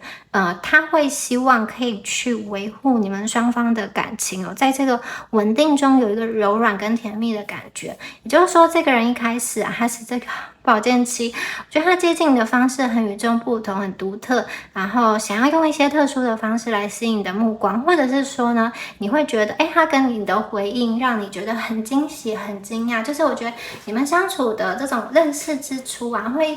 互相啊，或者说他会给你留下很深刻的印象。不过在感情稳定下来之后啊，我觉得他就是会朝着一个比较平顺的状态发展。那接下来我们看到的是权杖十，权杖十是土星在射手，然后它呢也有这个土星稳定的元素跟射手座又再一次出现了。那这里的这个权杖十啊，它这张牌的兔子，它其实是非常轻松的来抱起这个十跟权杖，这张牌比较没有负担的感觉。你看它的眼睛亮亮的，然后直挺挺的望向远方，所以我觉得这一张牌啊，代表说，其实这个人呢、他已经在他的生活的，他应该是生活中。算是一个蛮努力的人，然后他取得了某一些成就，然后现在有一个带着收成，然后想要去达到最终的目的地。我觉得在他的人生中，最困难的那个挣扎那个阶段，已经在遇到你之前过去了。然后他在某一个方面或某一个部分，我觉得他已经有小小的成就。然后啊，他会需要有一个地方让他比较放松，就是可以，也许他之前都很忙，他没有时间去谈感情，然后现在他好像完成了某一个阶段性的目标，他可以放松一下，所以他要去找一个就是可以跟他双向奔赴、共度未来的感觉。好，他之前呢、真的是有花一些时间跟精力在追寻他心中的一个目标，然后有一些障碍他也克服了，甚至是我觉得他是把他自己的能力提升了，所以他以前可能只能拿一根权杖还拿得很辛苦，可是现在10根权杖都可以很轻松的把它这样子立起来，代表说他的汗水终于有所回报，而且这个也代表了某一方面的成功。我觉得你跟他在一起，金币跟这个权杖十其实代表说他你跟他在一起的那个经济啊不会差，即使有的朋友，你一开始如果遇见他的时候，他还在一个过渡期，但是他绝对是未来可期的，他绝对不止于此。我觉得这个人他是一个潜力股，他是一个优质的人。然后啊，这张牌也代表说，这个人他承担了一些责任，他可能在他的工作上，或者是说在他的那个团体，在他的这个家族中，他是属于这种会去担揽一些责任在自己身上，或是去解决一些问题的人。那另外一个解释就是，这个人在你们的家庭中，我觉得他是会主动解决一些问题的，他不会去摆烂，他会自己看到什么难题就想要把它去排除。这个人还算是一个蛮有责任心的人哦。那我觉得他呢，因为这10根权杖都拿在身上，其实蛮累的。我觉得他有的时候需要你们去提醒他，就是事情的一个优先顺序，或者是说需要去告诉他，他不用一个人拿着这10根权杖，有一些东西哦，其实是可以去下放的，有些东西是去放手，应该要去放手，去给别人，就是别人的责任就让给别人，他不用全部都拿在他自己的这个身上。好，我们再来看一下关于这个人的一个讯息哦。好，你遇到他的时候，你自己会有什么样子的感觉？我们第2组的朋友，你遇到他的时候会有什么样子的感觉？我们来抽几张牌看看。Child of Cups, Seven of Pentacles。好，愚者牌。我觉得你跟他的感情啊，真的是比较干净、比较纯粹的。你们看，这个是小孩子的这个圣杯牌，然后这边还有出现一张愚者牌。我觉得你跟他的能量啊，真的是非常的纯洁。你跟他的结合没有太多复杂的这种勾心斗角跟利益，而且我觉得你们会想要认真的去体验有关于爱情这件事情哦，是。怎么说呢？我知道你们很人间清醒，有的时候单谈爱没有现实，其实是对于你们来说是不切实际的。但是我觉得你真的是遇到这个人之后，你会去沉迷于某一种气氛、某一种状态，让你好像暂时忘记一些你本来的防备，以及你本来想很多的那些事情哦。我觉得这段感情是需要你去静下心来，然后去用心体验的。它一定要是你们的心情比较沉静了，比较稳定之后，才能够去品味到这个人的美好，以及从这个人的身上去多看到一些讯息哦。那我觉得它是会给你精神世界很大的满足。那物质世界的话，我刚刚说过，我觉得它应该也是稳定向上成长的一个能量哦。但是有的朋友，你们遇见的这个人啊，可能刚开始遇到他的时候，他的年纪还比较轻，或者是刚刚经过一个过渡期，所以他可能不是那种一下子就一飞冲天的状态。但是我觉得你们给他一些时间，他最后会获得属于他的成功哦。然后我觉得你们要相信这个人哦，他绝对可以让你的精神世界，让你的感情世界，非常的饱满，非常的厚实。你们会觉得好像宇宙是透过这个人来保护你，来爱你哦。我觉得他给你的感情就是一层又一层的，就是好像你可以去拨开，然后每一面都非常的不一样。这个人给我的感觉就是非常的舒服，非常的温柔，然后对应到你们这边哦，就是我觉得他真的是很想要小心翼翼的对你。他是一个，我觉得他是一个可以静下来跟你过小日子的那种人。我觉得他是可以一个很居家的人哦。然后我觉得他也是一个会在喜欢他是一个喜欢家庭的人，然后会在这个家庭中去得到很多他需要的一个能量。我觉得他应该也是喜欢小孩，或者是说如果你们有共同抚养、共同去养宠物的话，他应该也是喜欢那一种就是两个人共同照顾一个生命的感觉哦。而且这个人好，你们可以看得出来，这个金币七，它也是有一个就是就是人生的这种一步一步顺序，然后一步一步的这种层级，然后人生的这种优先顺序的感觉。好，其实你们可以从这个人的眼中去看到一件事情，就是说这个人的爱是有层次的。他对于男朋友、女朋友是一个级别，而老公跟老婆又会上升到另外一个级别，更高层次的爱，就是他是一个完全可以对另外一半比自己好的人。如果你跟他是男女朋友的话，他可能就是对你很好，然后对你像对他自己一样好。可是如果你今天跟他进入家庭之后，我觉得你可以感受到他给你最高级别的那个爱，就是他可以对你他可以为你怎么说出生入死，他可以对你比对他还要好。就是我会觉得对他来说，他选择这个另外一半，就是他今生今世在人世间所能够看到最美的风景，他不会再去比较了，因为他自己在下决定之前，他就会去思考说哪一些人是值得被抓住的。刚刚说过他不喜欢浪费时间，他不会我觉得他不大会去浪费时间在其他人的身上，或者是说他也不会做一些无效无谓的社交，去跟某一些人牵扯，或是跟人家吵架生气纠缠，我觉得他都不会，因为他就觉得哇，我的时间很宝贵，我就是要给我的这种家人啊小孩等等的。那如果呢就是你们还是在谈感情，就是还没有进入到婚姻的时候，我觉得他也会对你好。可是可以预期的是，如果你们可以走入到下一个层次，如果你愿意跟他走入到下一个层次的话，我觉得他会对你更好，就是他可以确定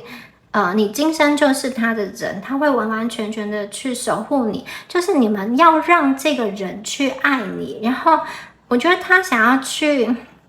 他的爱也是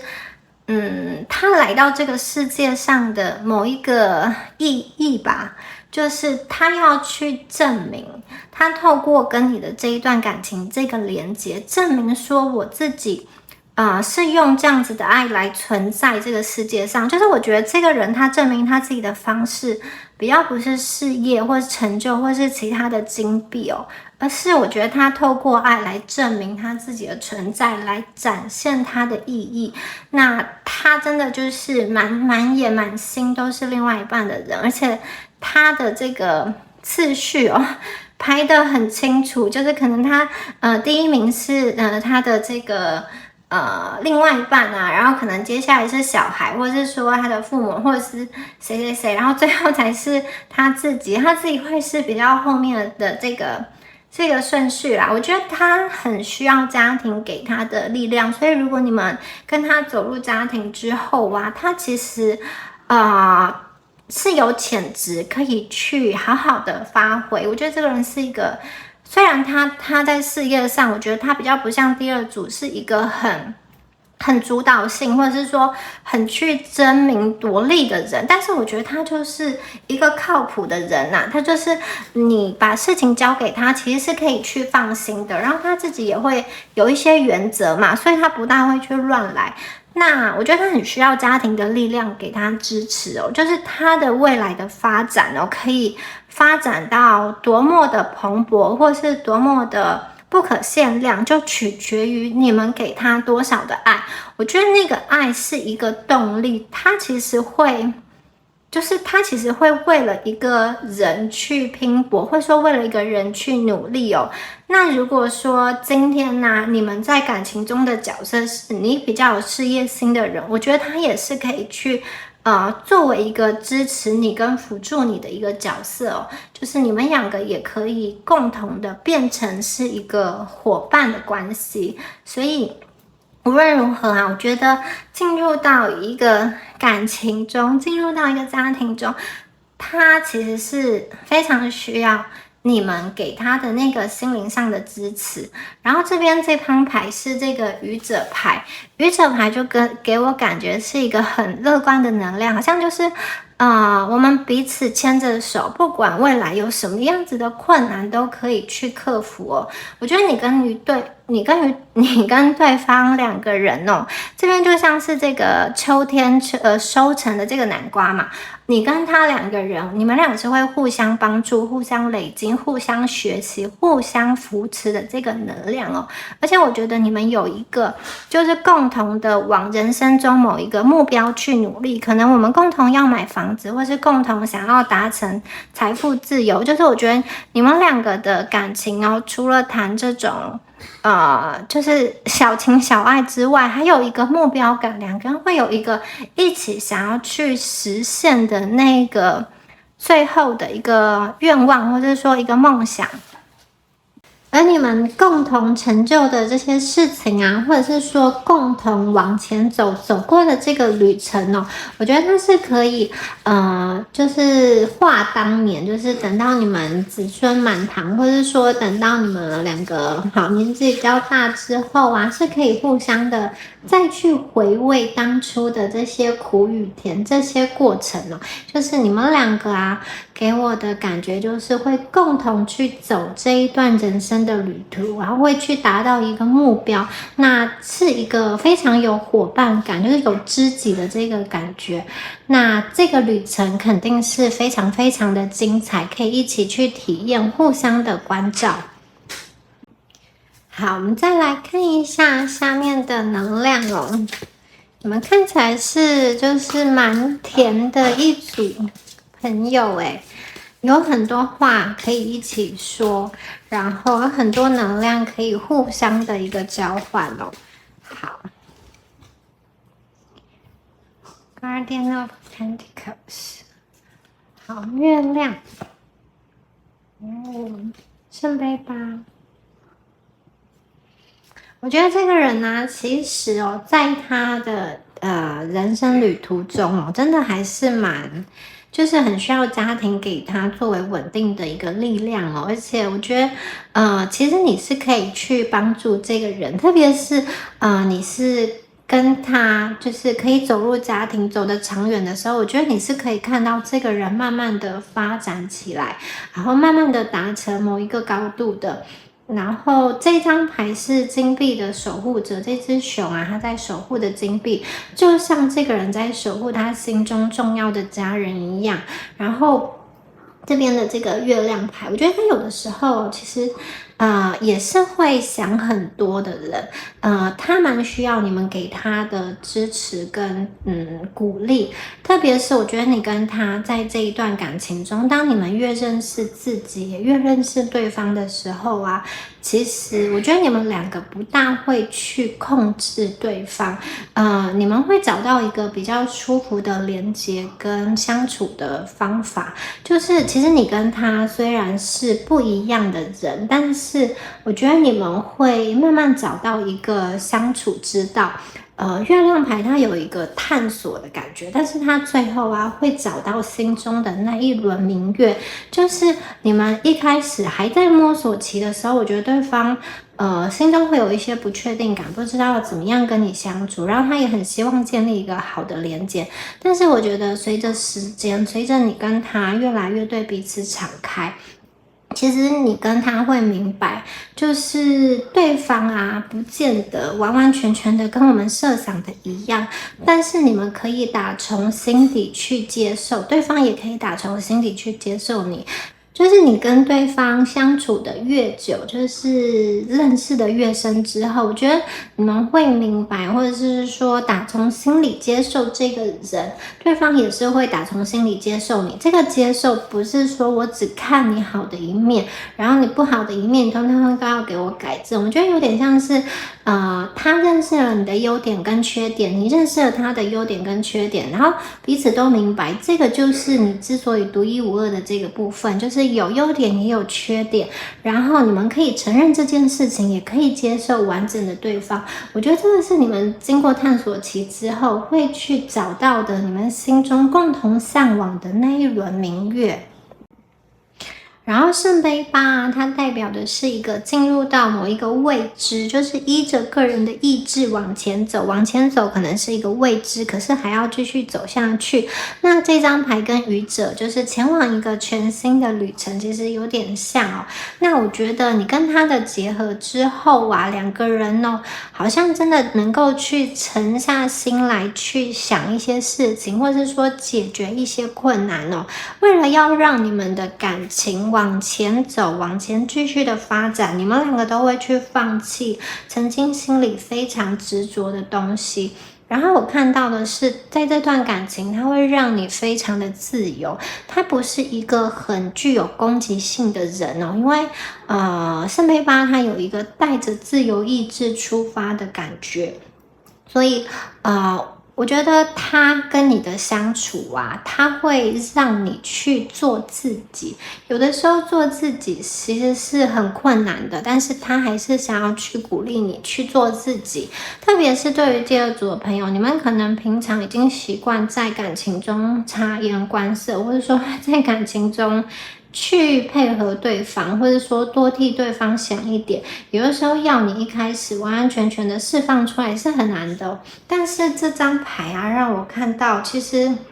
你跟他都会有一个转变，你们会一步一步的去脱离旧有的枷锁。那在这个过程中啊，我觉得你跟他都会对于你们这个未知的旅程中，因为你跟他接下来会发生什么事情，翻山越岭之后会遇到什么样子的，是甜是喜，会困难是阻碍，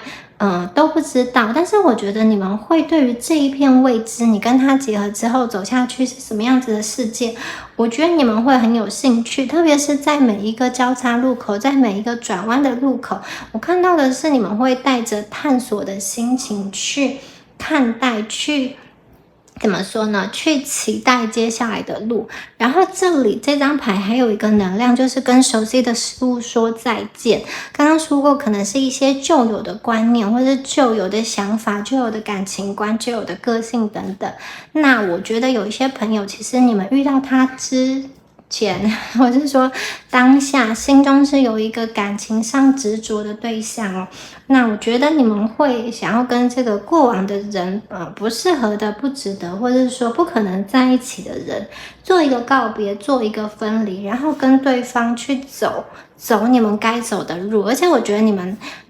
的这个舍弃、断舍离跟告别的过程哦，一开始有一点点艰难，但是呢，往前走几步之后，你就会觉得好轻松，因为你跟他走在一起的时候，你的心是定的，而且我觉得你们最后会发现，你现在的这个选择是非常非常具有智慧感，非常非常聪明，你会觉得还好我选择这个人，而不是当初令我纠结、令我心烦的那个对象。那至于这个人哦，他一开始就是这个权杖骑士要向你飞奔过来，所以他一开始就觉得你就是他最正确的选择，一开始就会觉得选择你是一个很智慧、很聪明的这个选择。然后他本身的能量比较稳重，有土的能量，所以我觉得他随着怎么说呢，他把事情做得很妥当、很稳，所以他的未来是可期的，是可以一步一步去发展、去努力的。只要你们给他，就是给他一个安定感，不要在感情中让他去担忧、去烦恼，或者是说跟他吵。我觉得这个人最后的发展会是很顺的，特别是当他的家庭、当他的感情稳定下来之后，他的事业运、他的人生也会旺起来。那这一组的朋友，我刚刚说过，你们是这种人间清醒，可能也是蛮有灵性的一群人。那我觉得这个能量啊，其实也会影响到对方哦，也会让对方在运势上有所提升。好，我们接下来再来看一下对方心中的你，他会怎么样子去爱你呢？好。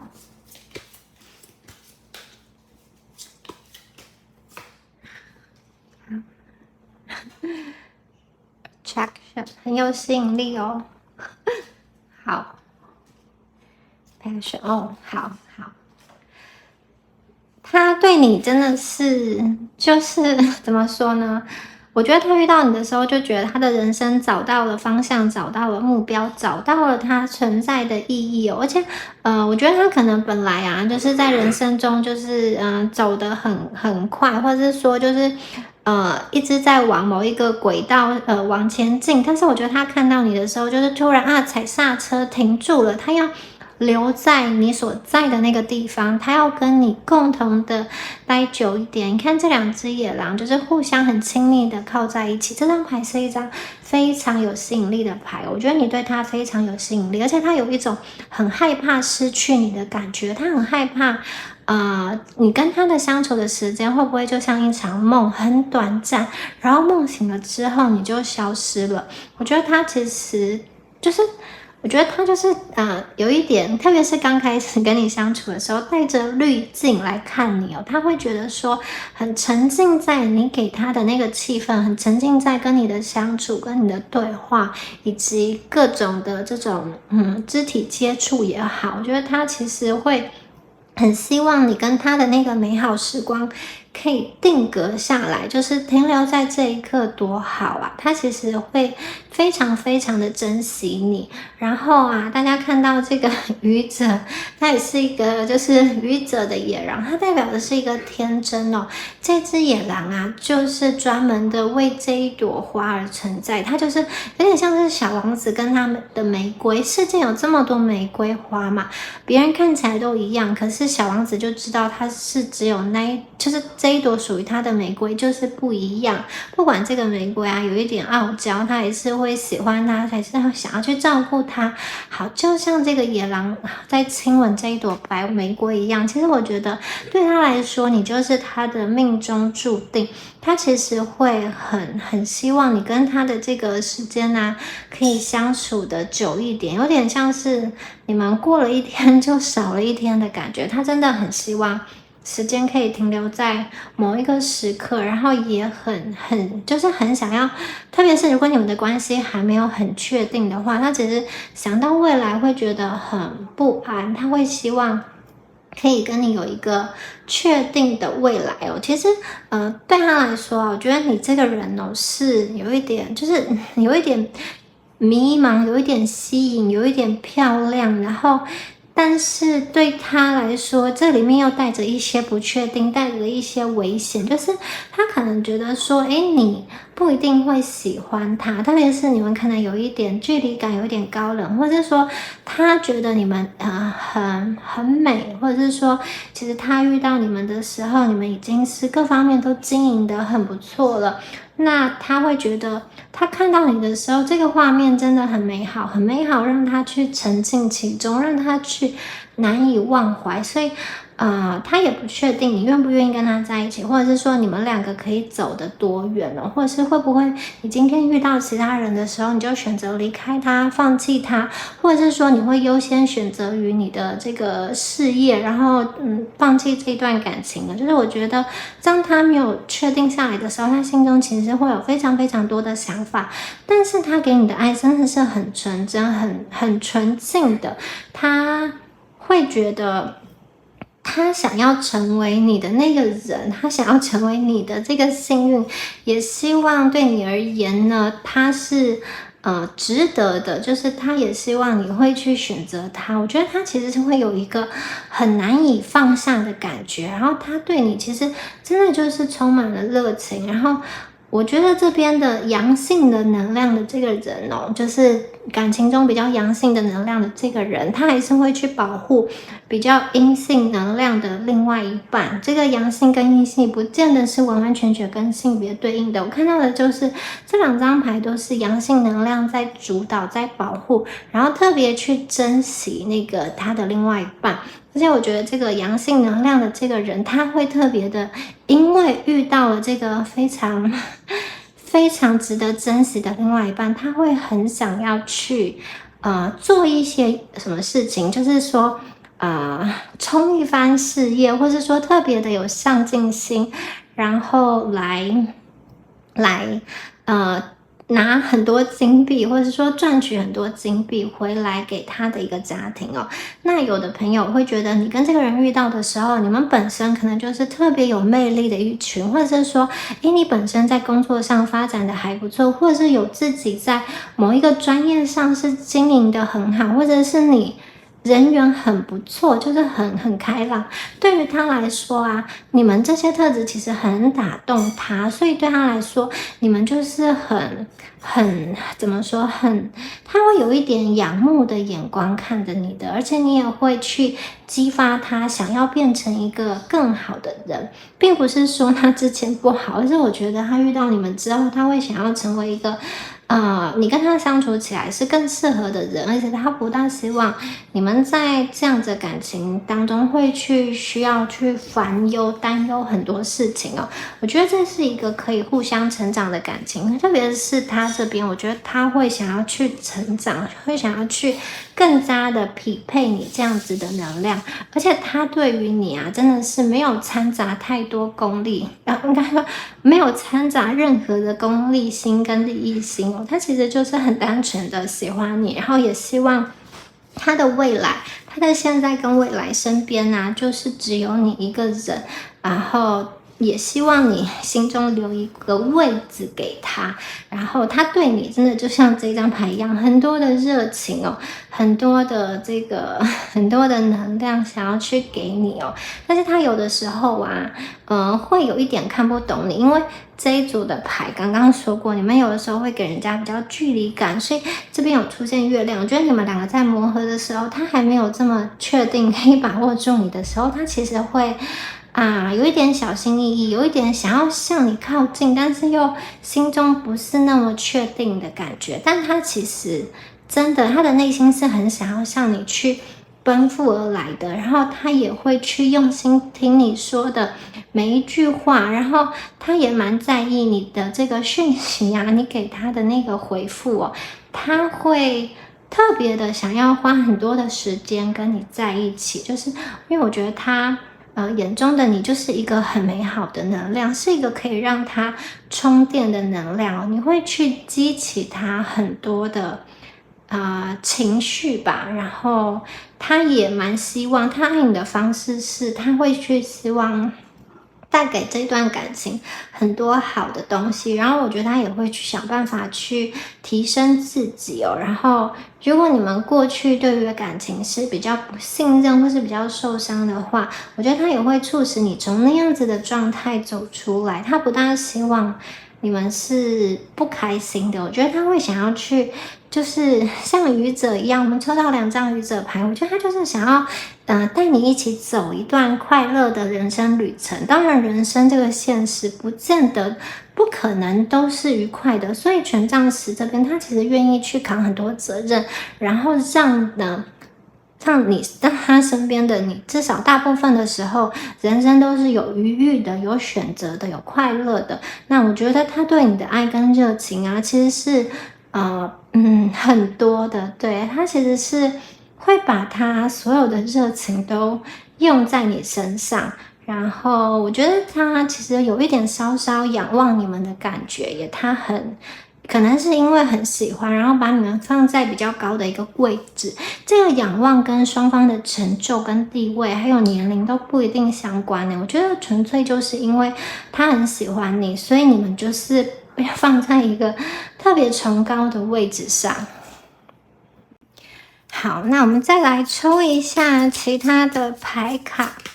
来看一下对方会怎么样子跟你相处。好，对方他是一个他跟你相处，就是他会，这也很符合土象的那个能量。我觉得他就是一个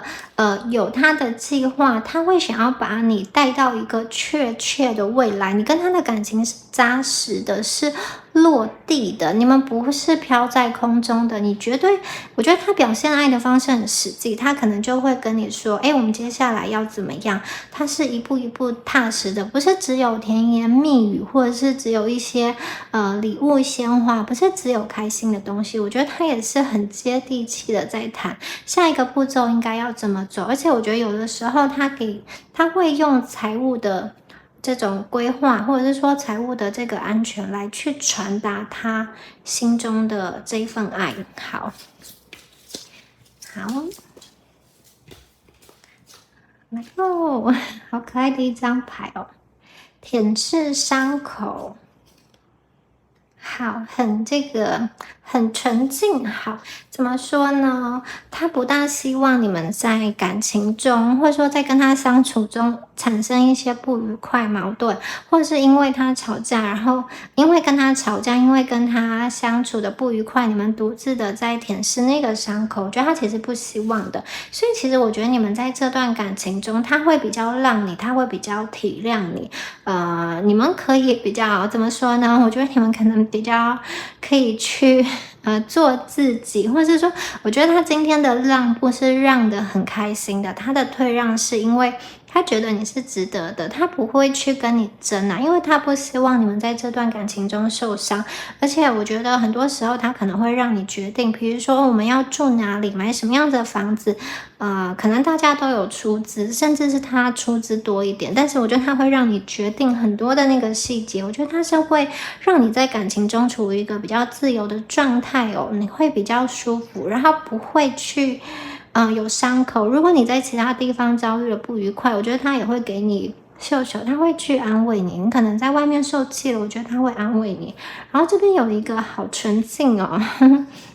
你看这个水晶啊，透明的水晶中透出野狼的背影哦。我觉得在这段关系中啊，其实真的是一个很真心诚意的感觉，就像水晶一样这样子的透明哦。我觉得这组的朋友，如果是你们啊，你们本来就是看得很通透嘛，可是对方这边也出现了这样子的能量，代表说，我觉得他愿意用你们想要的方式来爱你。有的朋友，我觉得你们有的时候会想要有一点距离，然后想要有个人的空间。即使我觉得这个人他是比较想要花时间跟你多多相处，或者说多多在一起的时候，但是我觉得他也愿意为了去爱你，然后给你这样子的一个个人的空间哦。然后我觉得他其实会，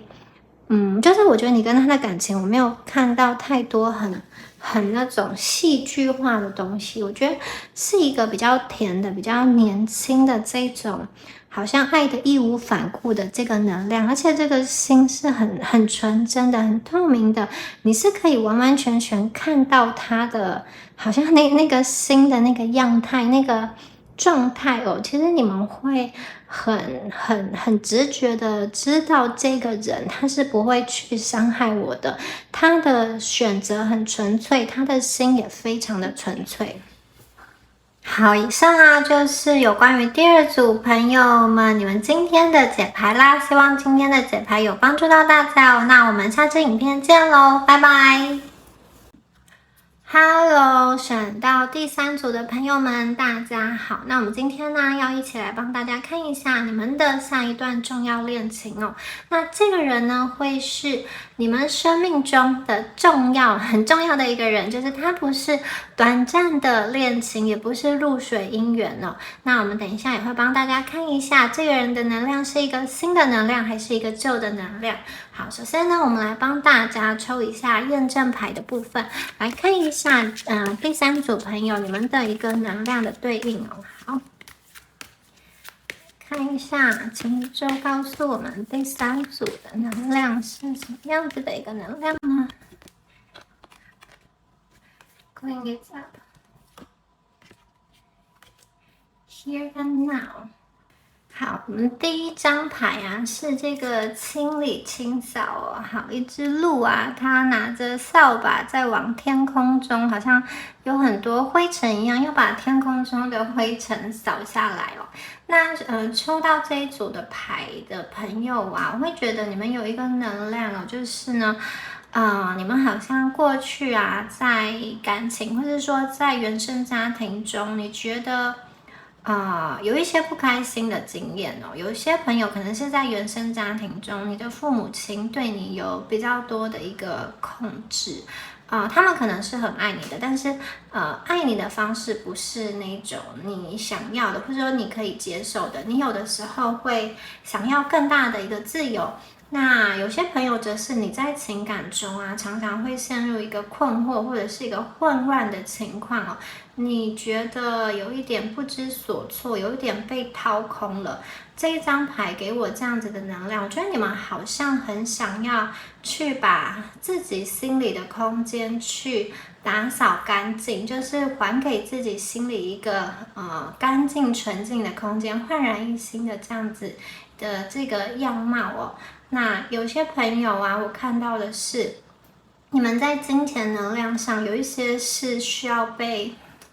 好好的整理啊，可能是你们买太多东西了，就是家里真的是有这种囤物的感觉，然后你会想要去大扫除一样，然后有一些朋友，你们可能在经济上的那个状况是不稳定的，你必须要重新去好像整理你的信念，来让你的金钱状况稳定下来。就是这一张牌啊，会让我觉得你们好像很想要脱离某一个状态，然后到达一个新的一个状态中。那在感情上，有的朋友，我觉得你们在之前的感情经验哦，可能是有一点点失意的，有一点点失落的。但是你们虽然失意失落，你们相信这个并不是你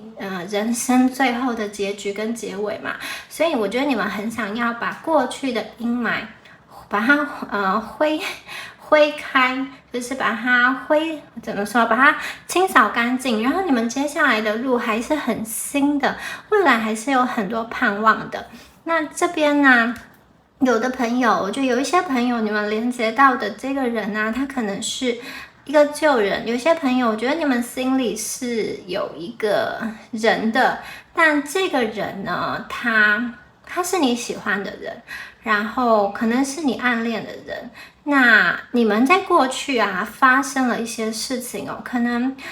你们两个之间的沟通有一些误会，有一些不愉快。那有一个人好像突然离开了这段关系，那可能是你先封锁他，或是说他先就是淡出你的生活中。我觉得你跟过往有一些朋友，是你跟过往的某一个人的关系，你们需要去清理，需要去真正的整理，才能够和好如初。像是你们的感情啊可以复合，或者是说如果你们曾经是婚姻状态的话，你们可以复婚。那如果是这种你们本来是很好的朋友，就是有一点暧昧的那种好朋友，我觉得你们其实是有机会呢，好好的清理之后，是有机会可以去在一起面对未来。因为你们的过去已经发生了，没有办法改变，但是不要让过去的阴霾照耀着现在跟未来的你的一个状态哦。所以我看到你们真的是很努力的想要去整理一些心情中比较混乱的一个状态，我看到你们的努力，因为你们想要去创造你的当下跟你的未来，我觉得你们有在努力做这些事情。有的朋友，我觉得你的清理是放下了一个内心中的怨恨，可能是一个原谅过往自己曾经在感情中犯的错，或者是说曾经在感情中选错人等等的，或者是说原谅对方曾经伤害过你，在他不知情也没有能力的状况下，他不知道怎么去弥补你。那过往的事情真的都已经过了，这一张牌有一个很强的往前看的能量，我觉得过去的情绪将不会干扰你们，你们不会再紧抓过去的那个能量了。好，那第二张牌就是此时此刻在这里，好，在这里现在我们要做什么呢？这个我觉得也是很连接到前面那张牌的一个讯息哦。此时此地，好，一切都是在当下，就是过往的一切不重要了，就是当下的这一刻，当前啊。他这张牌有非常一个活在当下，然后活满生命中的每一天的意思哦。好，看一下这个蛋上坐的一个小女孩哦，这个门呢是打开的，这个蛋的门是打开的，现在跟未来哦，分别有两个路标指向现在跟未来哦。好，我觉得这一组的朋友啊，其实你们过去可能也谈过一些很美好、很浪漫的这种感情哦，它是令你沉醉，是令你陶醉的。有的时候你还会回想起那一段甜蜜的时光哦。那不过你也知道，过去的那一个时光已经过去了，你还是要往前走。新的一天，应该说每一天都是一个新的一天哦。不过呢，我觉得你们有一点专注当下的时刻，甚至我觉得有一些朋友，你们是有一点太专注当下了，然后让你怎么说？让你有一点比较沉浸在自己跟自己的那个状态中。当然，你跟你自己对话是一件非常好的事。但是我看到的是，这个蛋啊有一个门哦，好，这个门打开了，但是里面好像还有一个门哦，好像还有一个需要去推开的门。就是说，我觉得你们表面上哦。过去的那些事情哦，你们已经清理了嘛，已经不再影响你了，所以你们打开了一扇门。可是其实你们没有注意到的地方是，你们心里还有一扇门哦。就是我觉得你们对于下一个人哦，心中，特别是单身的朋友，你们对于下一段恋情的这个人真的是既期待又害怕受伤哦。你们打开了一扇门，但是要让对方真正的进入到你的心中哦，他还必须再通过另外一道门哦。所以，我觉得你们好像。因为这张牌有一个他是坐在这个蛋上的，就是我觉得你们有点像自己在跟自己对话，然后自己享受跟自己独处的这个空间。有些朋友你可能单身一阵子了，但是你也把自己的状态经营得很好，虽然渴望恋情，但又很怕说真正进入到恋情，我生活中会不会有很多变动，或者是说很多的妥协，所以有的时候你们心里渴望爱情，可是行动力上会稍微被动一点，所以有的时候这个单身啊，就会变成是说，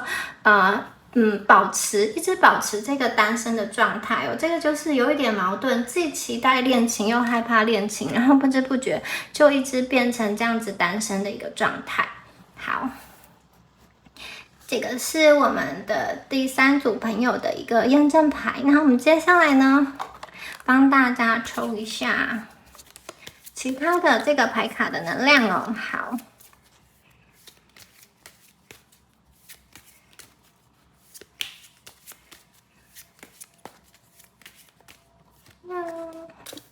宝剑3。我们现在还是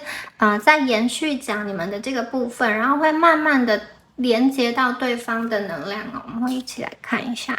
太阳、圣杯8，国王牌很好，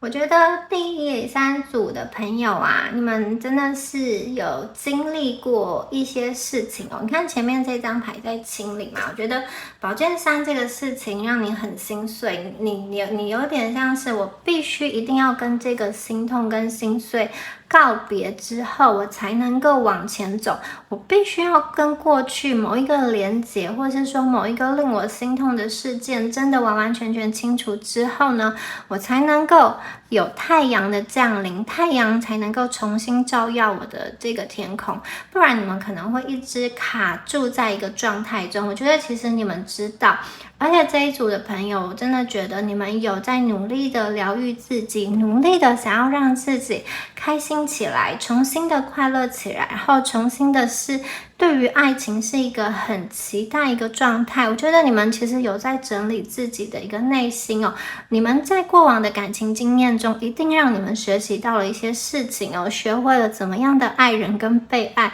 或者是说怎么样挑选一个正确的人。我觉得你们在过往的感情的那个课题上，其实已经好像去完成了宇宙给你的功课，你们已经毕业了，所以接下来啊，宇宙会给你们一个正确的人来到你们的生命中。那我们接下来看到圣杯八，圣杯八是土星在双鱼哦。这张牌呢，我看到了，你跟他会是在什么样子的情况下相遇呢？就是你跟你下一段这个重要恋情这个人呢，我觉得他会是在你们人生中一个面临过渡的时刻。大家看到这只兔子啊，它有一点像是在往前走，它在前往一个新的旅程哦。他跟过去的他这个八个杯子告别，然后他往前走，带着一点害怕，也带着一点雀跃的心，而且他是在一个晚上，他是一个孤单的往前走的一个状态哦。我觉得你们会在人生中某一个过渡的时期哦，你们可能非常的，就是对于当下的环境，你会很想要去转变。有的朋友你们会是换居住地，或是换工作，然后有的人可能是换单位，或者是说你们会想要去整个换一个新的学习的领域。我觉得你们生活中有一个这种过度转变的时刻，你们开始在往人生中一个就是想要脱离现况，去往一个更高目标前进。就是我觉得你们在寻找某样东西，它可能是生活中的一个自由，或者是说金钱上一个这种财富自由的状态，或者是说呢，你在寻找人生中一个感情的这种好像最终极的理想的时候，我觉得你会遇到这个人哦，代表说你们有点像是在踏上人生中某一个未知的旅程，你们再去好像做一些改变，这个改变是跟你以往比较不同的。也有的朋友，你们可能是穿着打扮的改变，或者是说，交友方式的一个改变。我看到就是你们在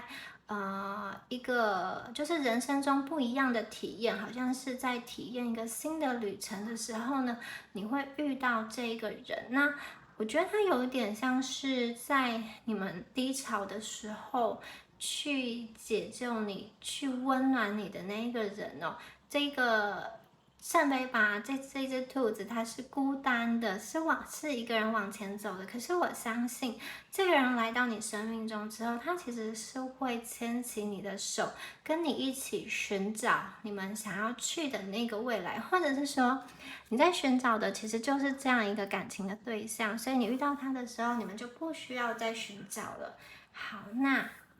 下一张牌哦，下一张牌呢，它讲的是我们的国王牌，然后必须要说的是这一只国王牌，它看起来有一点慵懒，好像这一张国王牌就是有一点慵懒，有一点刚睡醒的样子哦。好，这一张国王牌很可爱耶。我觉得你们遇到的这一个人啊，他的工作应该是对人家有影响力的人，就是他所做的这个事情会对世界、会对人们产生一些好像正向的一个影响。而且他国王牌在这边给我感觉，他可能是会去引导身边的人，或者是会去指导身边的人哦，就是让别人不要去误入歧途。我觉得他的这个生命中有一点老师的个性，但他不是那种很严肃、很想要去，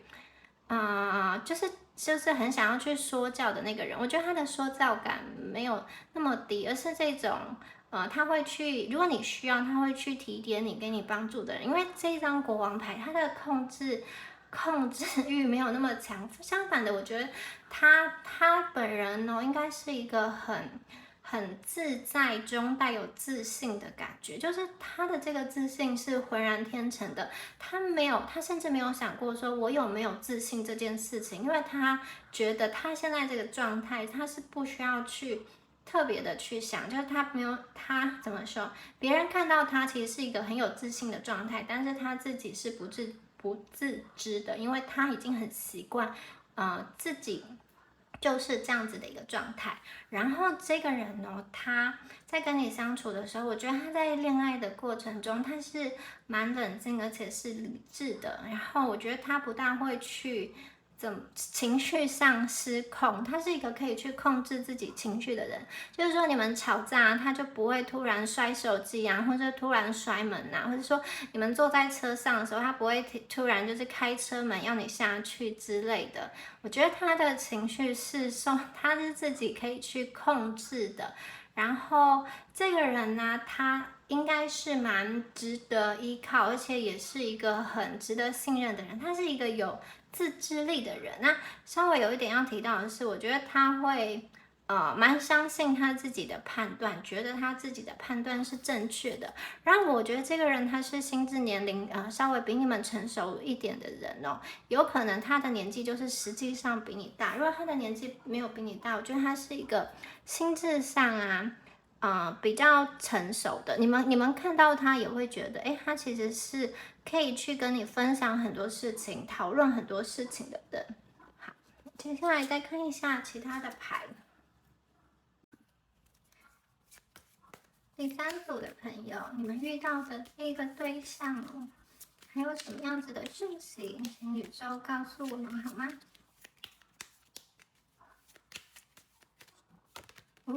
？2张牌，那就一起出来吧。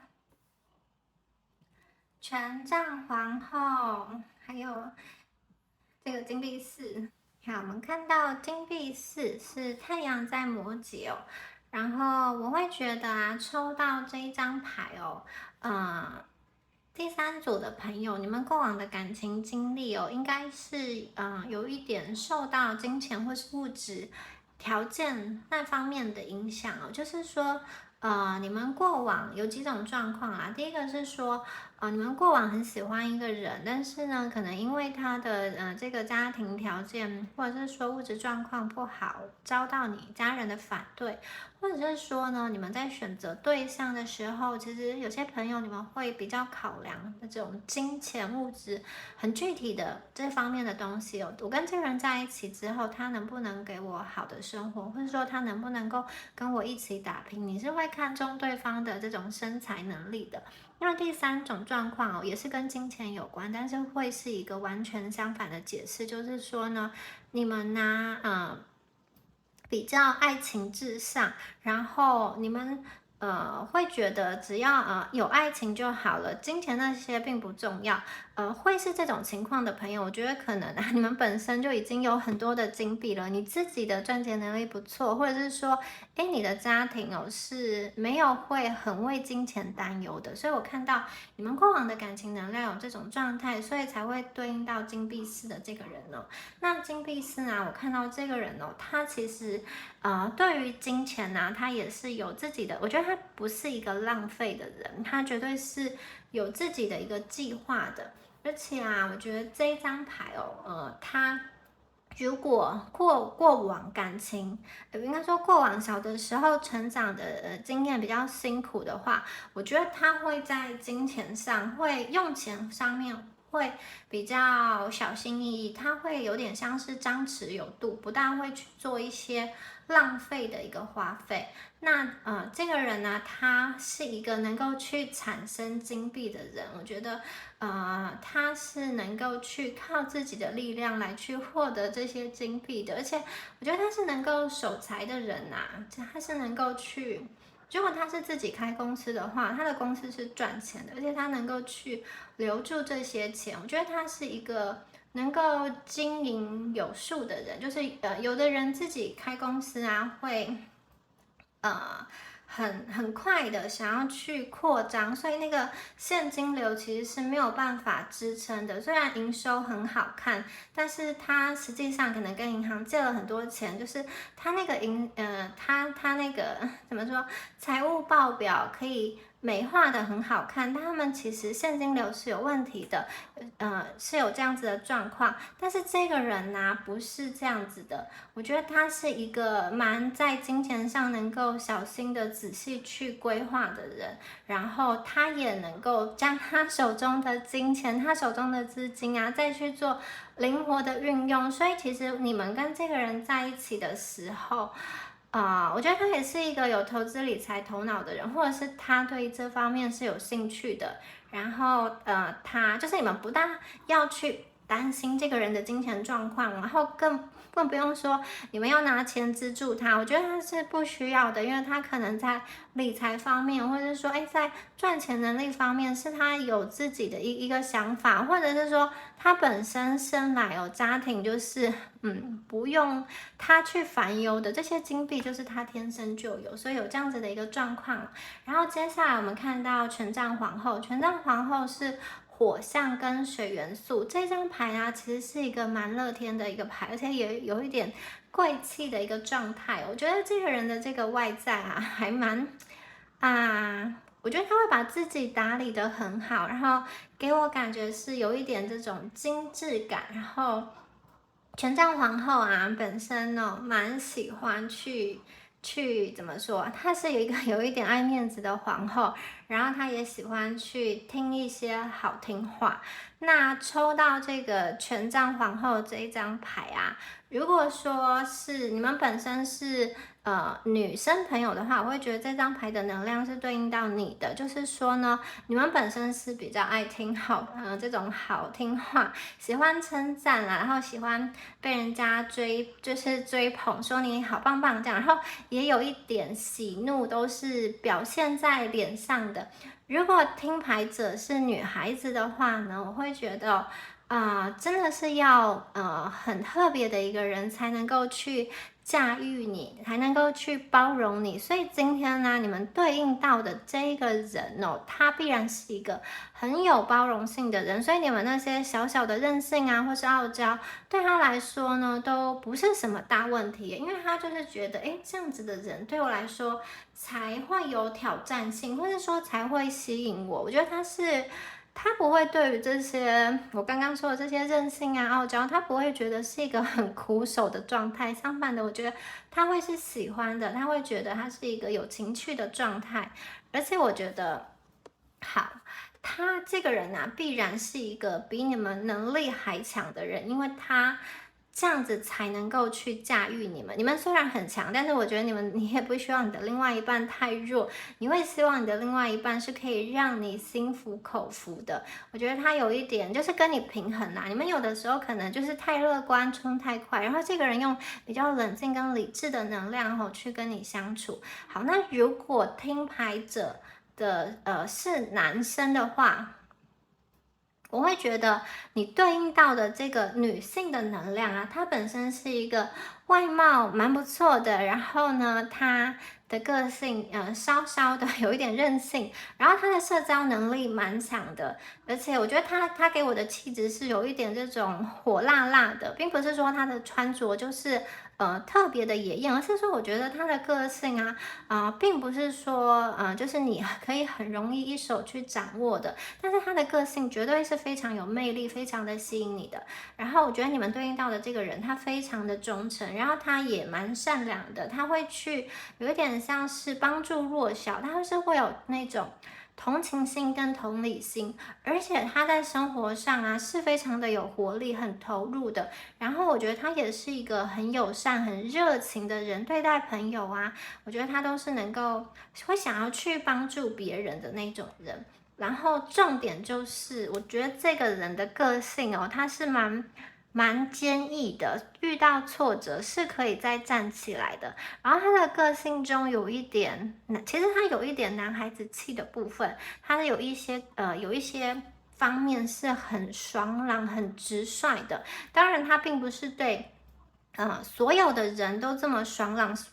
这么直率，我觉得他是有点像是看场合，因为有的时候在公司，在这种比较严肃的场合，我觉得他还是会戴起他社交面具的那一面。可是要说他真实的个性，就是没有经过这种后天洗礼改变的那个真实的个性，我觉得是一个爽朗直率的人，而且他蛮有自己想法的人，然后稍稍的有的时候会有一点稍微的这种粗心大意，然后有一点稍微的任性一点，这个也是有的。那还有一个可能就是你们抽到这两张牌，我觉得这个人可能他本身家里对他是蛮疼爱的，或者是说他的祖父母那一辈就是家庭是有祖产的，即使他们现在的生活是可能就是一般的状态，但是我觉得他们家可能是有田或是有祖产的这一种，就是在后面是可以，最后是可以去传承给他的。好，那他手握的这个向日葵，可以看得出来，这个人对生命中很多事情，他都会想要去尝试看看。然后黑猫在这边呢，其实就是这个人让我感觉好性感哦。而且，其实刚刚抽到这张牌的时候，很想要说，我觉得你们的这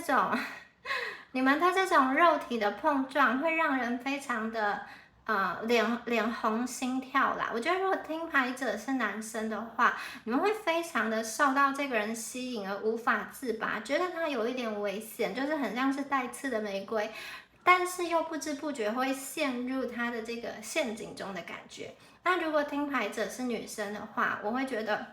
好，你们的魅力啊本身是这样散发出来的，有一点性感，让这个人就是无可自拔的为你陶醉。而且呢，刚刚说过，你们会是在一个过渡期遇到这个人，所以我觉得你们遇到这个人的时候，基本上已经完成了你内在的清理跟疗愈，对于生活啊，又重新开启了这种阳光的一面。然后最后啊，我觉得就是你们会呈现出这种权杖皇后的特质，是非常非常吸引对方的。好，那另外我还要补充一点，就是如果听牌者是男孩子的话，你们面对这个女生哦，她其实是需要蛮大自由的空间，因为她不大喜欢做事情的是被人家限制干嘛干嘛的，然后她自己也是，就是她在感情上也是自己有自己的想法跟选择的。那听牌者如果是女生朋友的话，刚刚说过，这个人就是会给你们很大的包容度嘛，你们其实是可以很自由的去发挥，或是说做你想做的事情哦。我觉得这个人会尊重、看重你认为你重视的事情，因为每一个人重视的事情不同嘛。如果你特别的孝顺的话，我觉得他可能就是常常会去照顾你的家人，或者是说花比较多的时间，就是可能跟你一起陪伴你的家人等等。那如果你是比较重视个人空间的人，我觉得他就不会一直绑着你，他会让你去自由的发挥。那如果你很重视这个金币的话，我觉得他就是会把他的财务状况公开透明的告诉你，让你有安全感。就是我觉得他爱你的方式是一个会去重视你所重视的事物的人事物的这样子的这个方式。好，那接下来来抽牌哦。好，其实你们对应到的这个人啊，我觉得你们应该是蛮能够在这个亲密关系上是那种就是可以很怎么说舒畅跟激情的啦，有这样子的能量在。好，我们来再抽牌。哇哦，圣杯一满出来的水，然后又是一张金币。好，金币国王。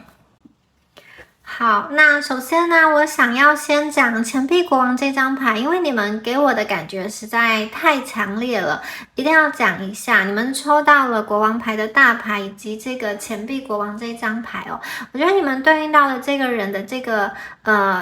能量啊，其实真的是跟钱密不可分的，而且我觉得他是一个理财能力、赚钱能力还不错的人，然后还给我感觉是一个比较成熟的一个能量哦。那这张牌啊，钱币国王他坐在他的这个宝座上，一只手拿着钱币，一只手拿着权杖，他的姿态是非常非常轻松的。那他呢，他并没有待在他的城堡里，相反的，他是在花园中享受。他是一个非常的务实，然后也能够去守住金币的一个人哦。那我觉得你们遇到他的时刻啊，他已经在他人生中达成了一个蛮高的一个阶段哦。并不是一个小成就，我觉得是一个蛮大的成就，让他可以去有余裕的去享受人生。好，刚刚说过嘛，这张国王牌也是一个比较慵懒、比较轻松的状态哦，所以我觉得这个人其实蛮擅长他是有一些生意性的头脑，或者是说呢，他在金融、在理财方面呢，是有他的一个专长特质的，或者是说，我觉得他天生就是有一些专长啊，专业人士，他有一些这种证照是可以去生财的，他是有丰富阅历的人，因为他过往的经验呢，我觉得造成了他在事业上跟财务上的一个成功哦。而且我觉得你们遇到他的这个时候啊，他已经不再像是骑士一样，就是需要很努力花很多时间去开创啊，或者是说需要去拉很多客户，或者说需要去做很多事情哦。我觉得过往的根基他已经打下了。我看到的是，我觉得他有这种比较成功人士的象征，而且他是一个蛮有执行力、蛮有毅力的人，也因为这样，他才能够达到他现在的成就。然后这个人他是一个很喜欢工作的人，就是工作对他而言呢，并不是一个苦差事，就是他不会想说他每天又到星期一了，上班让我觉得很痛苦。相反的，我觉得工作对他来说不是难事，也不是痛苦的事，甚至有一些人，你们遇到的这个人啊，他是很把工作当成是他的理想，就是他虽然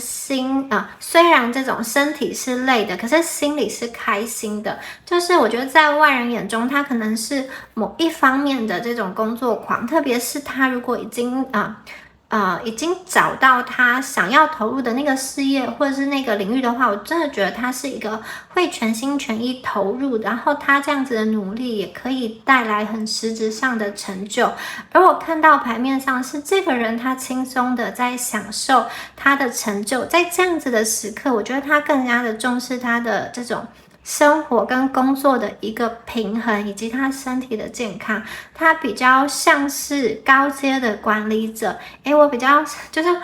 较少抽到这样子能量的组合，因为前面两组是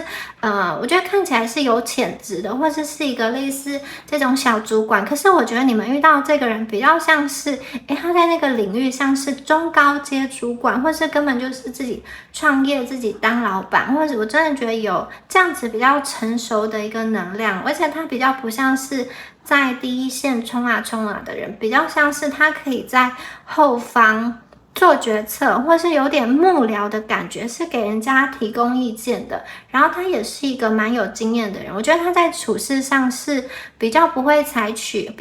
去冒风险，他是比较务实保守。这边有土元素的能量，务实保守，而且信守承诺的人哦。所以我觉得你跟他在一起的时候啊，你们是可以一起去享受物质世界的美好。好，那我觉得在他现在这样子的一个时刻啊，他更加的重视生活跟工作的一个平衡哦。也因为他过往的累积的那些物质的财富，到了现在的这个时刻啊，我觉得他会更加的重视健康啊，或者是说生活中一些比较有趣、比较这种娱乐性的这个体验，像是美食啊、品酒啊、娱乐啊，或者说一些休闲等等，他也比较有时间来做这些事情。那我觉得他也就是某一方面，他是有他自己品味的一个人哦。你们可以跟着他一起去探索人生，一起去享受人生的感觉哦。我觉得他可能会如果你们很喜欢旅游，他可能会想要跟你去。如果有时间的话，他可能想要去跟你一起去看看很多的国家，经验很多不同的事情。因为你们很喜欢美食的话，两个人可能会去吃一些各种不同的那种米其林的餐厅啊，或者是说各种小吃啊，我觉得都有可能。好，我们接下来再讲圣杯一这一张牌哦，这个满到水都流出来了，而且这张牌的这个圣杯一啊，大家看一下，又有钱出现在哪里？有两只小鸟，然后各衔着一只钱来给他哦，就是他明明就是在这个圣杯中享受这个日光浴，好，很舒服，在泡在水里，然后结果还有人要送钱给他，怎么说呢？我觉得这个人过去他可能已经建立了一些被动收入了，所以他在休息的时候，他也是有钱可以进来的。那圣杯一啊这张牌，我看得出来他对家庭的向往，对感情的一个渴望哦。这张圣杯王牌啊，它是一个水象的牌哦，代表了巨蟹、天蝎跟双鱼哦。那我觉得大家可以看到这个牌面，它的背景啊是有一些睡莲的。好，这个水看起来应该是蛮深的，这个代表说他的爱是很丰沛的，而且它是一个无限的，没有可以去衡量它深度的一个状态哦。所以我觉得它可以给你的爱其实是满溢出来的，而且是很深的，它是很多而且是很深的。它给你的爱可以去满足你的心，就是当你的心灵跟他的心灵更加的敞开，因为前面有说过，你们好像开了一扇门，但是第二扇门就不愿意为人家打开了。如果你愿意为他打开的话，你会发现其实你跟他是很情投意合哦。应该说你越去相信他，他就会更愿意给你更多的爱，你也能够去享受更多的爱及更丰沛的感情哦。我觉得这个是付出跟接受流动的一个状况，你们可以在这样付出跟接受中得到一个很充实的这种和谐的感情的状态哦。我觉得他给我的爱，不是他给我的爱，是他给我的感觉是，他对你们是很温柔的，而且他会想要让你的需求得到满足。那他会觉得，他能给的，我觉得他都会给。我觉得他在感情里是懂得慷慨回报的，特别是如果你给他。有点像是说你给他3分，他会回报你5分，而且他会很珍惜你的这个付出哦。可能很多人在跟这个人相处的时候呢，是只索取而不懂得回报。但是我觉得如果你们愿意，你们应该是可以去跟他，因为你们也是有这种比较慷慨的这种。在感情中是愿意付出的特质，所以我觉得如果一来一往这样子的回报，对他来说啊，是一个他觉得很难能可贵，而且他会想要去付出更多的。然后我必须要说，我觉得这个人啊，他是一个在感情中能够去照顾你内在小孩的人呢。如果他是男孩子的话，我觉得他会有一点这种爸爸的感觉，温柔的爸爸，或者说温柔的哥哥。那如果他是女孩子，我觉得他有一个温柔的这种妈妈，或是温柔的姐姐的这种形象哦。他是一个蛮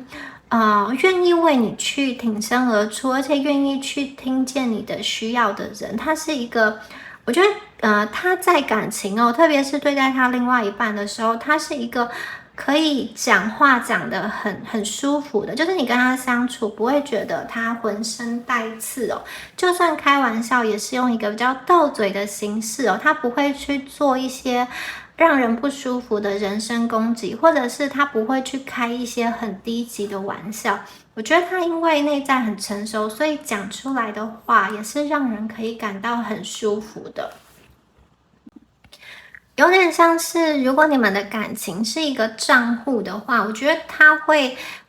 透过很多跟你的好的互动，往这个账户中去存很多的钱，或者是说往这个圣杯中去注入很多的水。那当你们情感账户的钱越多，其实感情就越稳固。当这个圣杯的水越多，其实你们连接的就越深。当你们的感情遇到困难、遇到争执的时候，你们这些情感账户中的钱这些存款是可以帮助你们去跨越难关的。还有你们这些丰沛出来的水是可以帮助你们两个在磨合阶段，是可以去帮助你们去化解一些纷争的。那有些人如果这种情感状态真的太少，就是情感账户太少了，可能随随便便一个吵架，或者是说一个冷战，感情就会迈向终点。那我觉得这个人他是一个懂得在情感账户，懂得在这个圣杯中去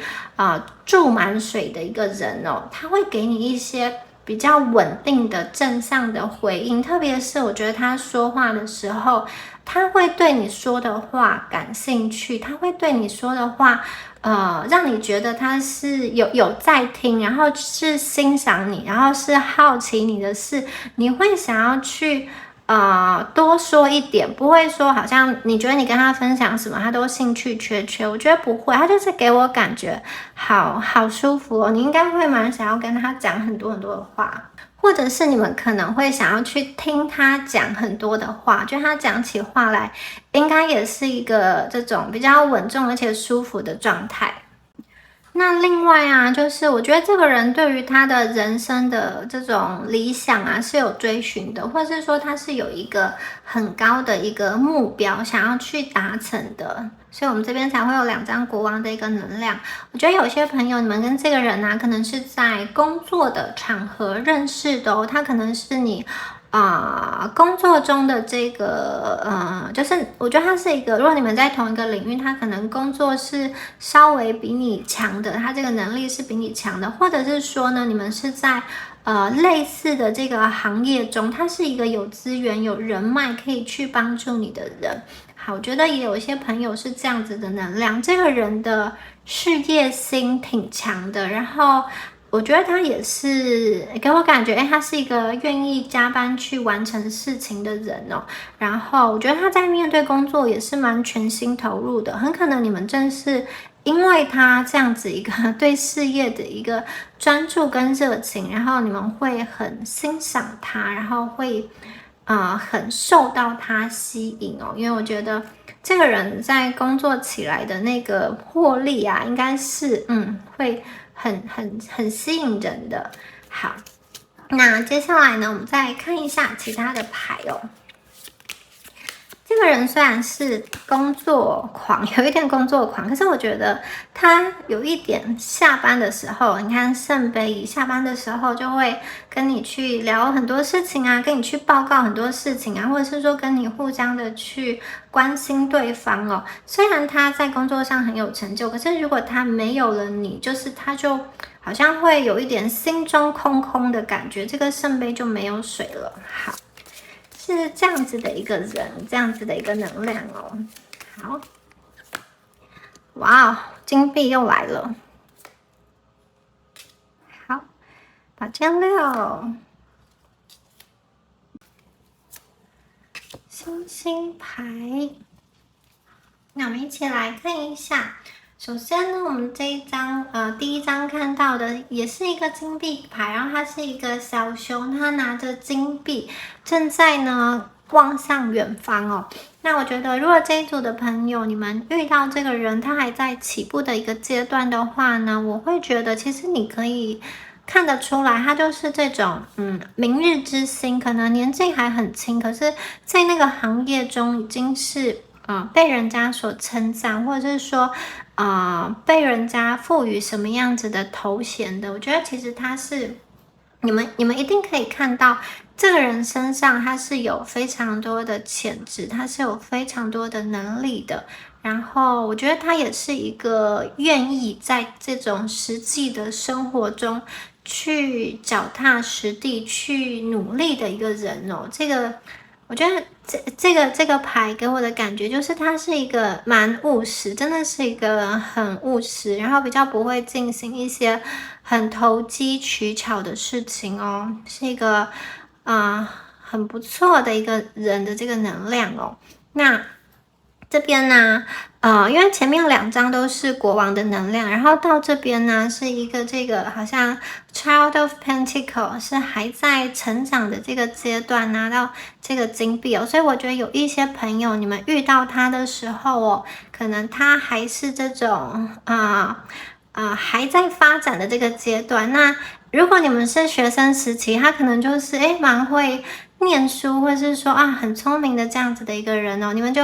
赶快把他抓牢，因为我刚刚说过，有些朋友你们是一个救人的能量，很可能你们之前就遇过，然后那时候呢，你们应该就有注意到他身上有一些特质，有些潜质是还不错的，要赶快把他抓牢。那这张牌啊，也有可能对应到的是听牌者你们本身哦，就是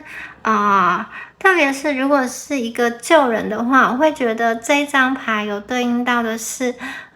你们本身就蛮有潜质的，然后对方会想要让你留下，或者说如果你离开了之后啊，我觉得对方心中会有一个舍不得的感觉，因为他其实很难在生命中再遇见像你一样这么好的一个人哦。那接下来是宝剑六，宝剑六这边也有一个这种冷静就是怎么说，冷静理性自制的感觉。好，宝剑六在这边呢，大家可以看到在这个阴霾的天空中啊，其实还是有阳光透出来，照在这个雪地上的。这张牌代表的一些哀伤的过往已经告别了。特别是如果你们连接到的是旧人的话呢，这张牌有一点点沉重的能量，但是也代表着说你们往前走其实是有方法的，是有步骤的。这些你们过去的矛盾误会是可以透过缓慢的沟通来得到一个解决的。所以这张牌啊，我看到的是有一些朋友你们跟一个旧人的那个矛盾跟误会可以去被解开的。过去啊，可能是对方不想要面对那个问题，或者是说他想要逃避，或者是说他不知道怎么解决，或者是说你们遇到了感情上的困难，你是想要逃避的。那现在啊，我觉得你们的问题不一定说就是解决了，相反的，我觉得这个问题啊，以前遇到的问题，在现在可能还是会出现，因为这就是一个历史的一个问题。但是我觉得这一次你们两个面对问题的态度不一样咯，因为宝剑六我这边看到，我觉得双方都愿意去耐下心来去沟通，去等待，然后愿意去让彼此的关系更进一步，因为你们的心态改变了，所以我看到其实你们的连接也会缓慢的往前推进。过去那些不愿面对的，会想要逃的那些问题啊，那些事情啊，我觉得现在双方都愿意去正视，并且想方法去解决。那这一张牌这个太阳啊，我觉得也有可能代表的是一个贵人，有一个贵人出现了，去帮助你们，去帮助这种你过往的一些感情的矛盾跟冲突得到了一个解决，提出了一个解决的方案，或者是说促成你们有一次的沟通的机会哦。那如果你们对应到的是新人的话，我会觉得其实这个人呢，他有一点给我感觉就是疗愈感跟救赎感啦。我觉得他的出现某一方面让你的心安定了下来，你可能因为他的一些鼓励，因为他的一些存在，你过往生活上的一些问题啊，或者是说你过往在生命中有一些比较白烂的，或者是说有一些比较逃避的东西，我觉得因为这个人你们会重新获得勇气，想要去解决。我觉得你们会因为这一段恋情很美好，你也会把自己过得更美好，说彰显得更美好。我觉得这个人也有可能他是给你出主意的人哦，让你在生命中更好的去面对困境，并且找到一个破口，一个解决之道。很可能过往你们的生命中是没有真的可以跟你们商量的人，或者是说就是有人愿意跟你商量，但是他的意见通常没有什么太大的帮助。可是我觉得你们遇到这个人哦，他呢要么就是生命经历很好，要么就是他虽然很年轻，可是我觉得他是潜力股。所以我觉得这个人在分析事理上也是蛮通透，是可以帮助到你的。你们会愿意把问题跟他说，我觉得他是能够去帮助你面对生命中的一些难题，比较不像是感情，可能是其他方面人际啊，或是事业，或是你跟你家庭的相处。我觉得这个人是有这种好像默默的在帮助你，或者说如果你开口，他是会帮助你的感觉。然后最后啊，星星牌耶，你们抽到了星星牌，在黑暗的天空中最闪耀的那颗星，就是恋人的眼睛。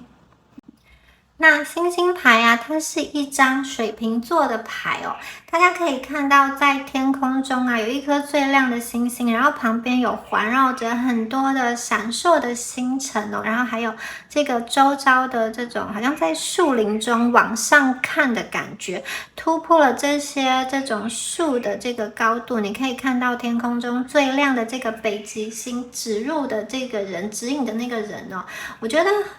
可能啊，他是你心中的那个北极星哦，或者是说你是他的心中的北极星，应该说你们互为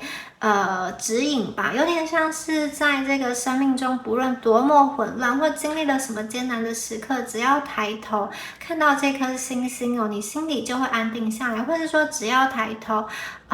看到这个人，你心中就会不再那么害怕，不再那么担忧哦。我觉得这张牌就是它是一个代表希望跟祝福的牌，而且它也是一个许愿的状态。我觉得你们两个会好像共同勾勒很多美好的未来。那这边呢，要跟大家讲的是，你们的星星牌哦，配上了金币跟权杖，这个牌意非常的好。为什么呢？因为星星牌它代表的是希望，代表的是乐观，但是呢，它通常跟现实的连接是比较少的，它比较讲的是跟人的心理状态有关。这个人充满了希望，相信我们会有美好的未来。但如果只有心中的希望，其实它不是这么的稳固，因为它也需要有物质，它需要有现实世界为根基去打造。而你们这边出现了超多的金币，然后还有出现权杖，所以我觉得你们的这个希望不是一个空中楼阁，它是一个很稳固的基础上可以去规划美好的一个未来。它并不是一个很虚幻的，好像画大饼的一个希望。我觉得你们的这个希望是第一个就是有金币基础的，然后第二个我觉得他也是有行动力的人哦。我觉得你们的这种快乐啊，并不是空中楼阁，而是一个很安全的，因为你们前面出现了金币跟权杖。然后我觉得你跟这个人的关系啊，星星牌哦，它也有一点就是在精神层面的一个结合哦。那我必须说啦，我觉得有一些朋友啊，我觉得你们在听这一组这个视频的时候，这个影片的时候，你们可能身边是有人的，或者是说你们是在一段婚姻中，但是你可能不是很满意现况哦。我会觉得其实你对应到的这个人有点像是很远很梦幻的一个理想。那这个理想啊，其实等你真正遇到的时候，你绝对会觉得跟他相处起来很快乐。但我觉得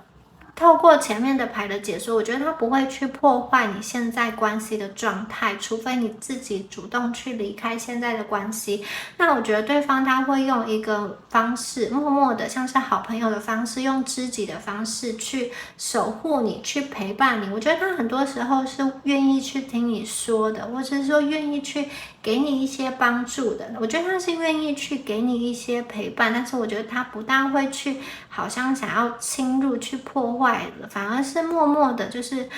有一种他远远的看着你也会很满足的那种状态。有少部分的朋友是这样子的一个能量哦。好，我们接下来呢换了一副塔罗牌来看一下你跟他其他的一个讯息哦。你们两个的一个相处，或是说对方眼中啊，他到底为什么会为你深深着迷呢？好，你们在他心中是什么样子的一个状态哦？好，我们抽到了2张牌。好，第一张牌是 Foresight， 这个先见之明，远见哦。好，我觉得这个人真的是一个好，刚刚说过工作能力不错，而且我觉得他是那一种能够看清楚事物本质的人，有远见啊。他可能做一个决定啊，然后外人看起来很不理解，可是事后来去看会发现，哎，还好他当初做那个决定哦。那我觉得这个人呢，他本身啊是一个。那我觉得这个人他本身是一个有想法，可以把自己的生命生活安排得很好的人，有点像是他了解他自己的个性，所以去做一些对生命中有利的选择。那如果他不小心觉得他选错之后，他也会很快的退出来，再往另外一个方向走，就是可能说在事业上，现在很热门的行业是什么？我觉得他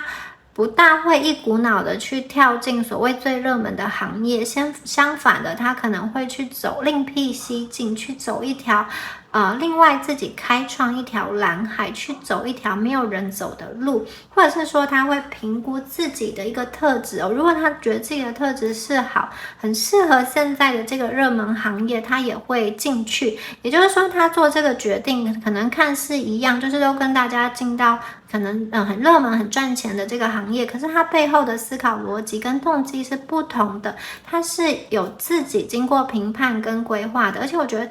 他进入家庭之后这个特质其实蛮能够保护家里跟家庭的。那第二个就是这个 discovery， 好，我觉得你跟他在一起真的有很多探索的这个能量你们两个就是可能会一起去体验一下这个世界的美好，然后一起去体验一下各种这种悠闲快乐的这种活动包含了这种肉体上的这种激情体验跟探索都有我觉得你们充满了很多令人好羡慕的这种能量哇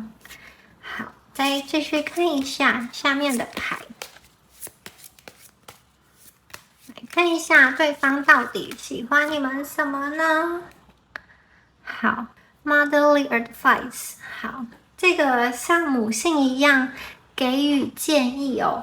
我觉得你们这一组的朋友其实因为刚刚说过，如果听牌者是女生的话，是有一点这种权杖皇后的能量，你们本身是有一点权杖皇后的能量。我觉得对方工作能力不错，但是你们也不差而且如果你们是这种比较外向的个性、活泼的个性的话，我觉得那你们其实会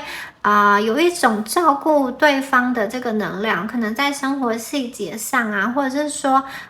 在一些他没有注意到的地方，你可以去帮他注意到，或者是说帮他去补足的那个部分那如果你们是比较安静、比较内向的个性我会觉得你们会好像默默的去观察对方的一个需要，然后你们会去默默的好像去有点像是如果他今天心情不好你们不会去吵他，你们可能就会递上一杯水给他。好，那如果你们今天是比较外向的个性，如果他今天心情不好，就是沉着脸，你们可能就会就是有点像是跟他开玩笑，就是转换那个气氛，就是用的方式是不一样的，可是你们都是有同样的那个可以去帮助到对方的那个能量。而且虽然这边国王虽然对方这边有很多这种国王比较成熟的能量可是我觉得你们的你们一旦爱上这个人你们其实心中也会想要去照顾对方，也会想要去疼爱他的内在小孩的。我觉得你们有一种互相疼爱的一个能量。然后我还看到的是，如果你心中有缺角，或者是说他心中有缺角的话，其实你们会透过这个互动补足心中缺失的那一块这边就是有一个好像妈妈对着小孩，其实前面刚刚有说过，就有点像是他这边的能量有点像是这种爸爸然后或是哥哥来照顾的能量，你们这边有这个很像是妈妈在好像疼爱小狼的这个能量，所以我觉得你们有一点互相照顾，可能照顾的那个层面不同如果对方特别会赚钱，他可能是在好金钱上他会多照顾一些，或者是说多付出一些。那相反的，也有可能对方是在这种生活上比较会去照料你关心你的起居饮食身体状况等等，也有可能不论如何呢，我觉得对方给我的感觉就是一个很温柔而且很舒服的能量，是一个很好的一个磁场。那另外这张牌还有一个给我感觉的能量是有点像是你们在照顾对方的时候对方反而能够去看到你心里比较脆弱的那一块。就是我觉得这个人有的时候你想要对他好，他反而会，因为你想要帮他做一些事情，然后他反而会说不用你去休息我来就好了。就是我觉得有的时候你想要去照顾他，他却会有一个体贴的心情，而且我觉得这个体贴是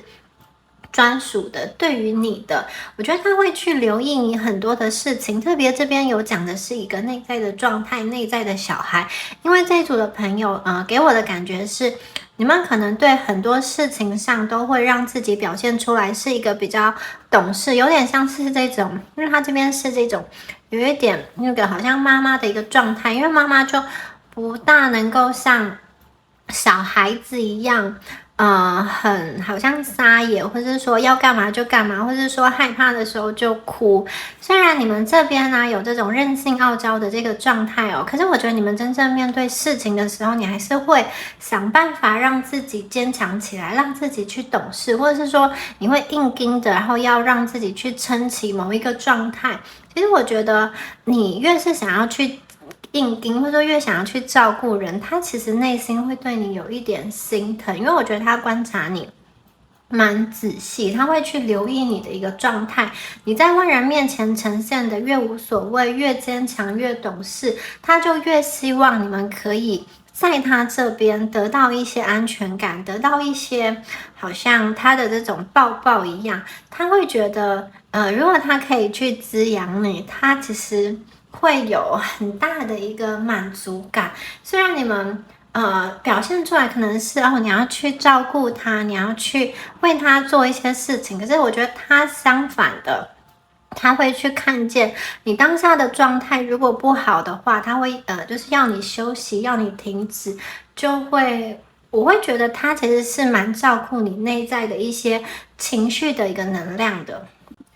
而且这个人呢，他真的是有看见你们过往在你们的生活中投入了蛮多的努力吧，就是说你们过往在生命中有过一些不同的尝试，不管这个尝试是成功也好，是失败也好，也都是你努力试过的一个痕迹。我觉得他喜欢你们的这种生命力是很坚强的，或者是说你们是没有办法一折就断的。我觉得你们是一个对于困境啊，你会想办法去求生，你会想要去找出路的那样子的人。而且你们在困境的时候啊，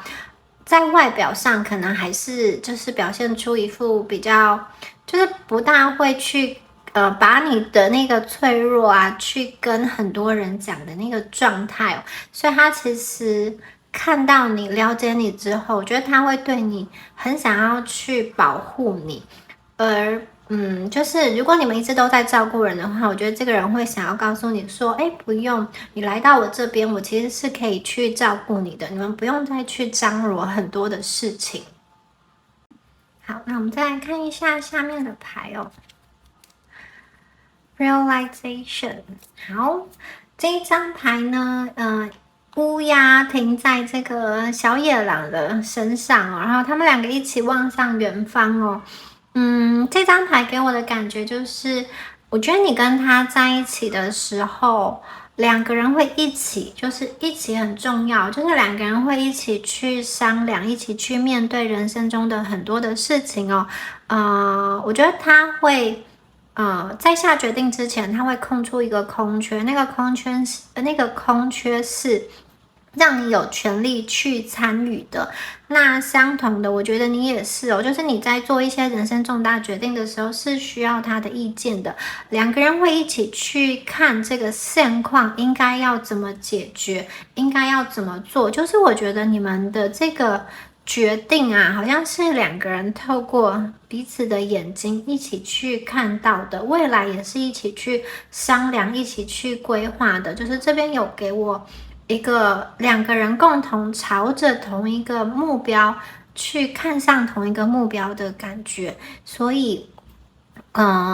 在跟他一起的时候，不会有那种孤军奋战的感觉。我觉得对方其实很希望，也很需要你来参与很多事情的决定权，不是他说了算或你说了算。我觉得你们是可以去商量，你们可以去讨论的。那我还看到你们两个有一个整合的能量哦，就是你们两个有点像是整合了一个过往的能量。你在遇到他之前发生的那些事情，或是他遇到你之前人生中经历的一些低潮，你们将它融合之后，就像是一个旧的这个行李，你就留在后方，而你跟他接下来这个新的共同的旅程，你们两个会一起努力的去开创，是属于你们的一个未来哦。所以这张牌也有一点两个人一起期待未来会什么样子，一起去看一看，一起去闯一闯的感觉。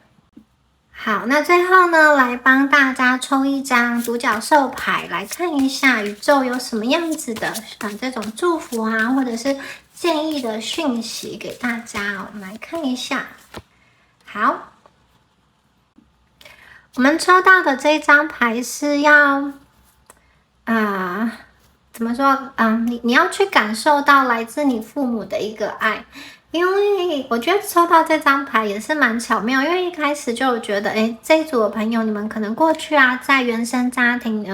有发生一些，或者说有经历到一些事情，那它是会去影响到你现在的感情观的。然后我会觉得说，如果你们对于你的父母是有恨的，它其实也会阻碍到你选择的伴侣的那个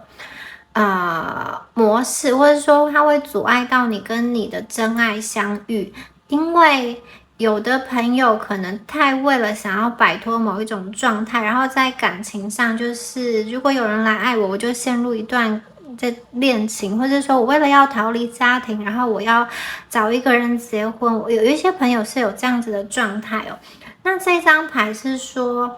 不管什么样子的状况哦，其实爸爸妈妈都尽了他们所能够付出的那个，就是他们尽力来爱你啊。这个尽力有点像是，也许你觉得他应该要做到100分，可是他只能做到50分。但也许就他的能力而言，50分就是极限了。就是每一个父母都也是人嘛，他们也是有他的极限跟不完美所在，并不是他生下来就知道怎么当妈妈，或者是说当爸爸的。所以我觉得这张牌有一点要放下你的这个对于在原生家庭中，如果你觉得你是不被爱的，然后要放下那种感觉，然后去想一想，你父母给你的爱，也许不是你要的那种形式，但是他们可能会透过他们的方式来爱你，来关怀你。对，那这边会抽到这一张牌，真的是我觉得原生家庭的议题可能会影响到你们的择偶，甚至影响到你们的感情以及婚姻的状态。所以我觉得宇宙给大家的一个提醒，请大家也可以去思考一下这一方面的一个课题哦。好，以上就是有关于第3组朋友你们今天的解牌啦。如果你喜欢我今天的影片的话，欢迎在下方留言领取好运，领取你们这一组的真爱能量。那就祝福选到第3组的朋友咯，我们下支影片见，拜拜。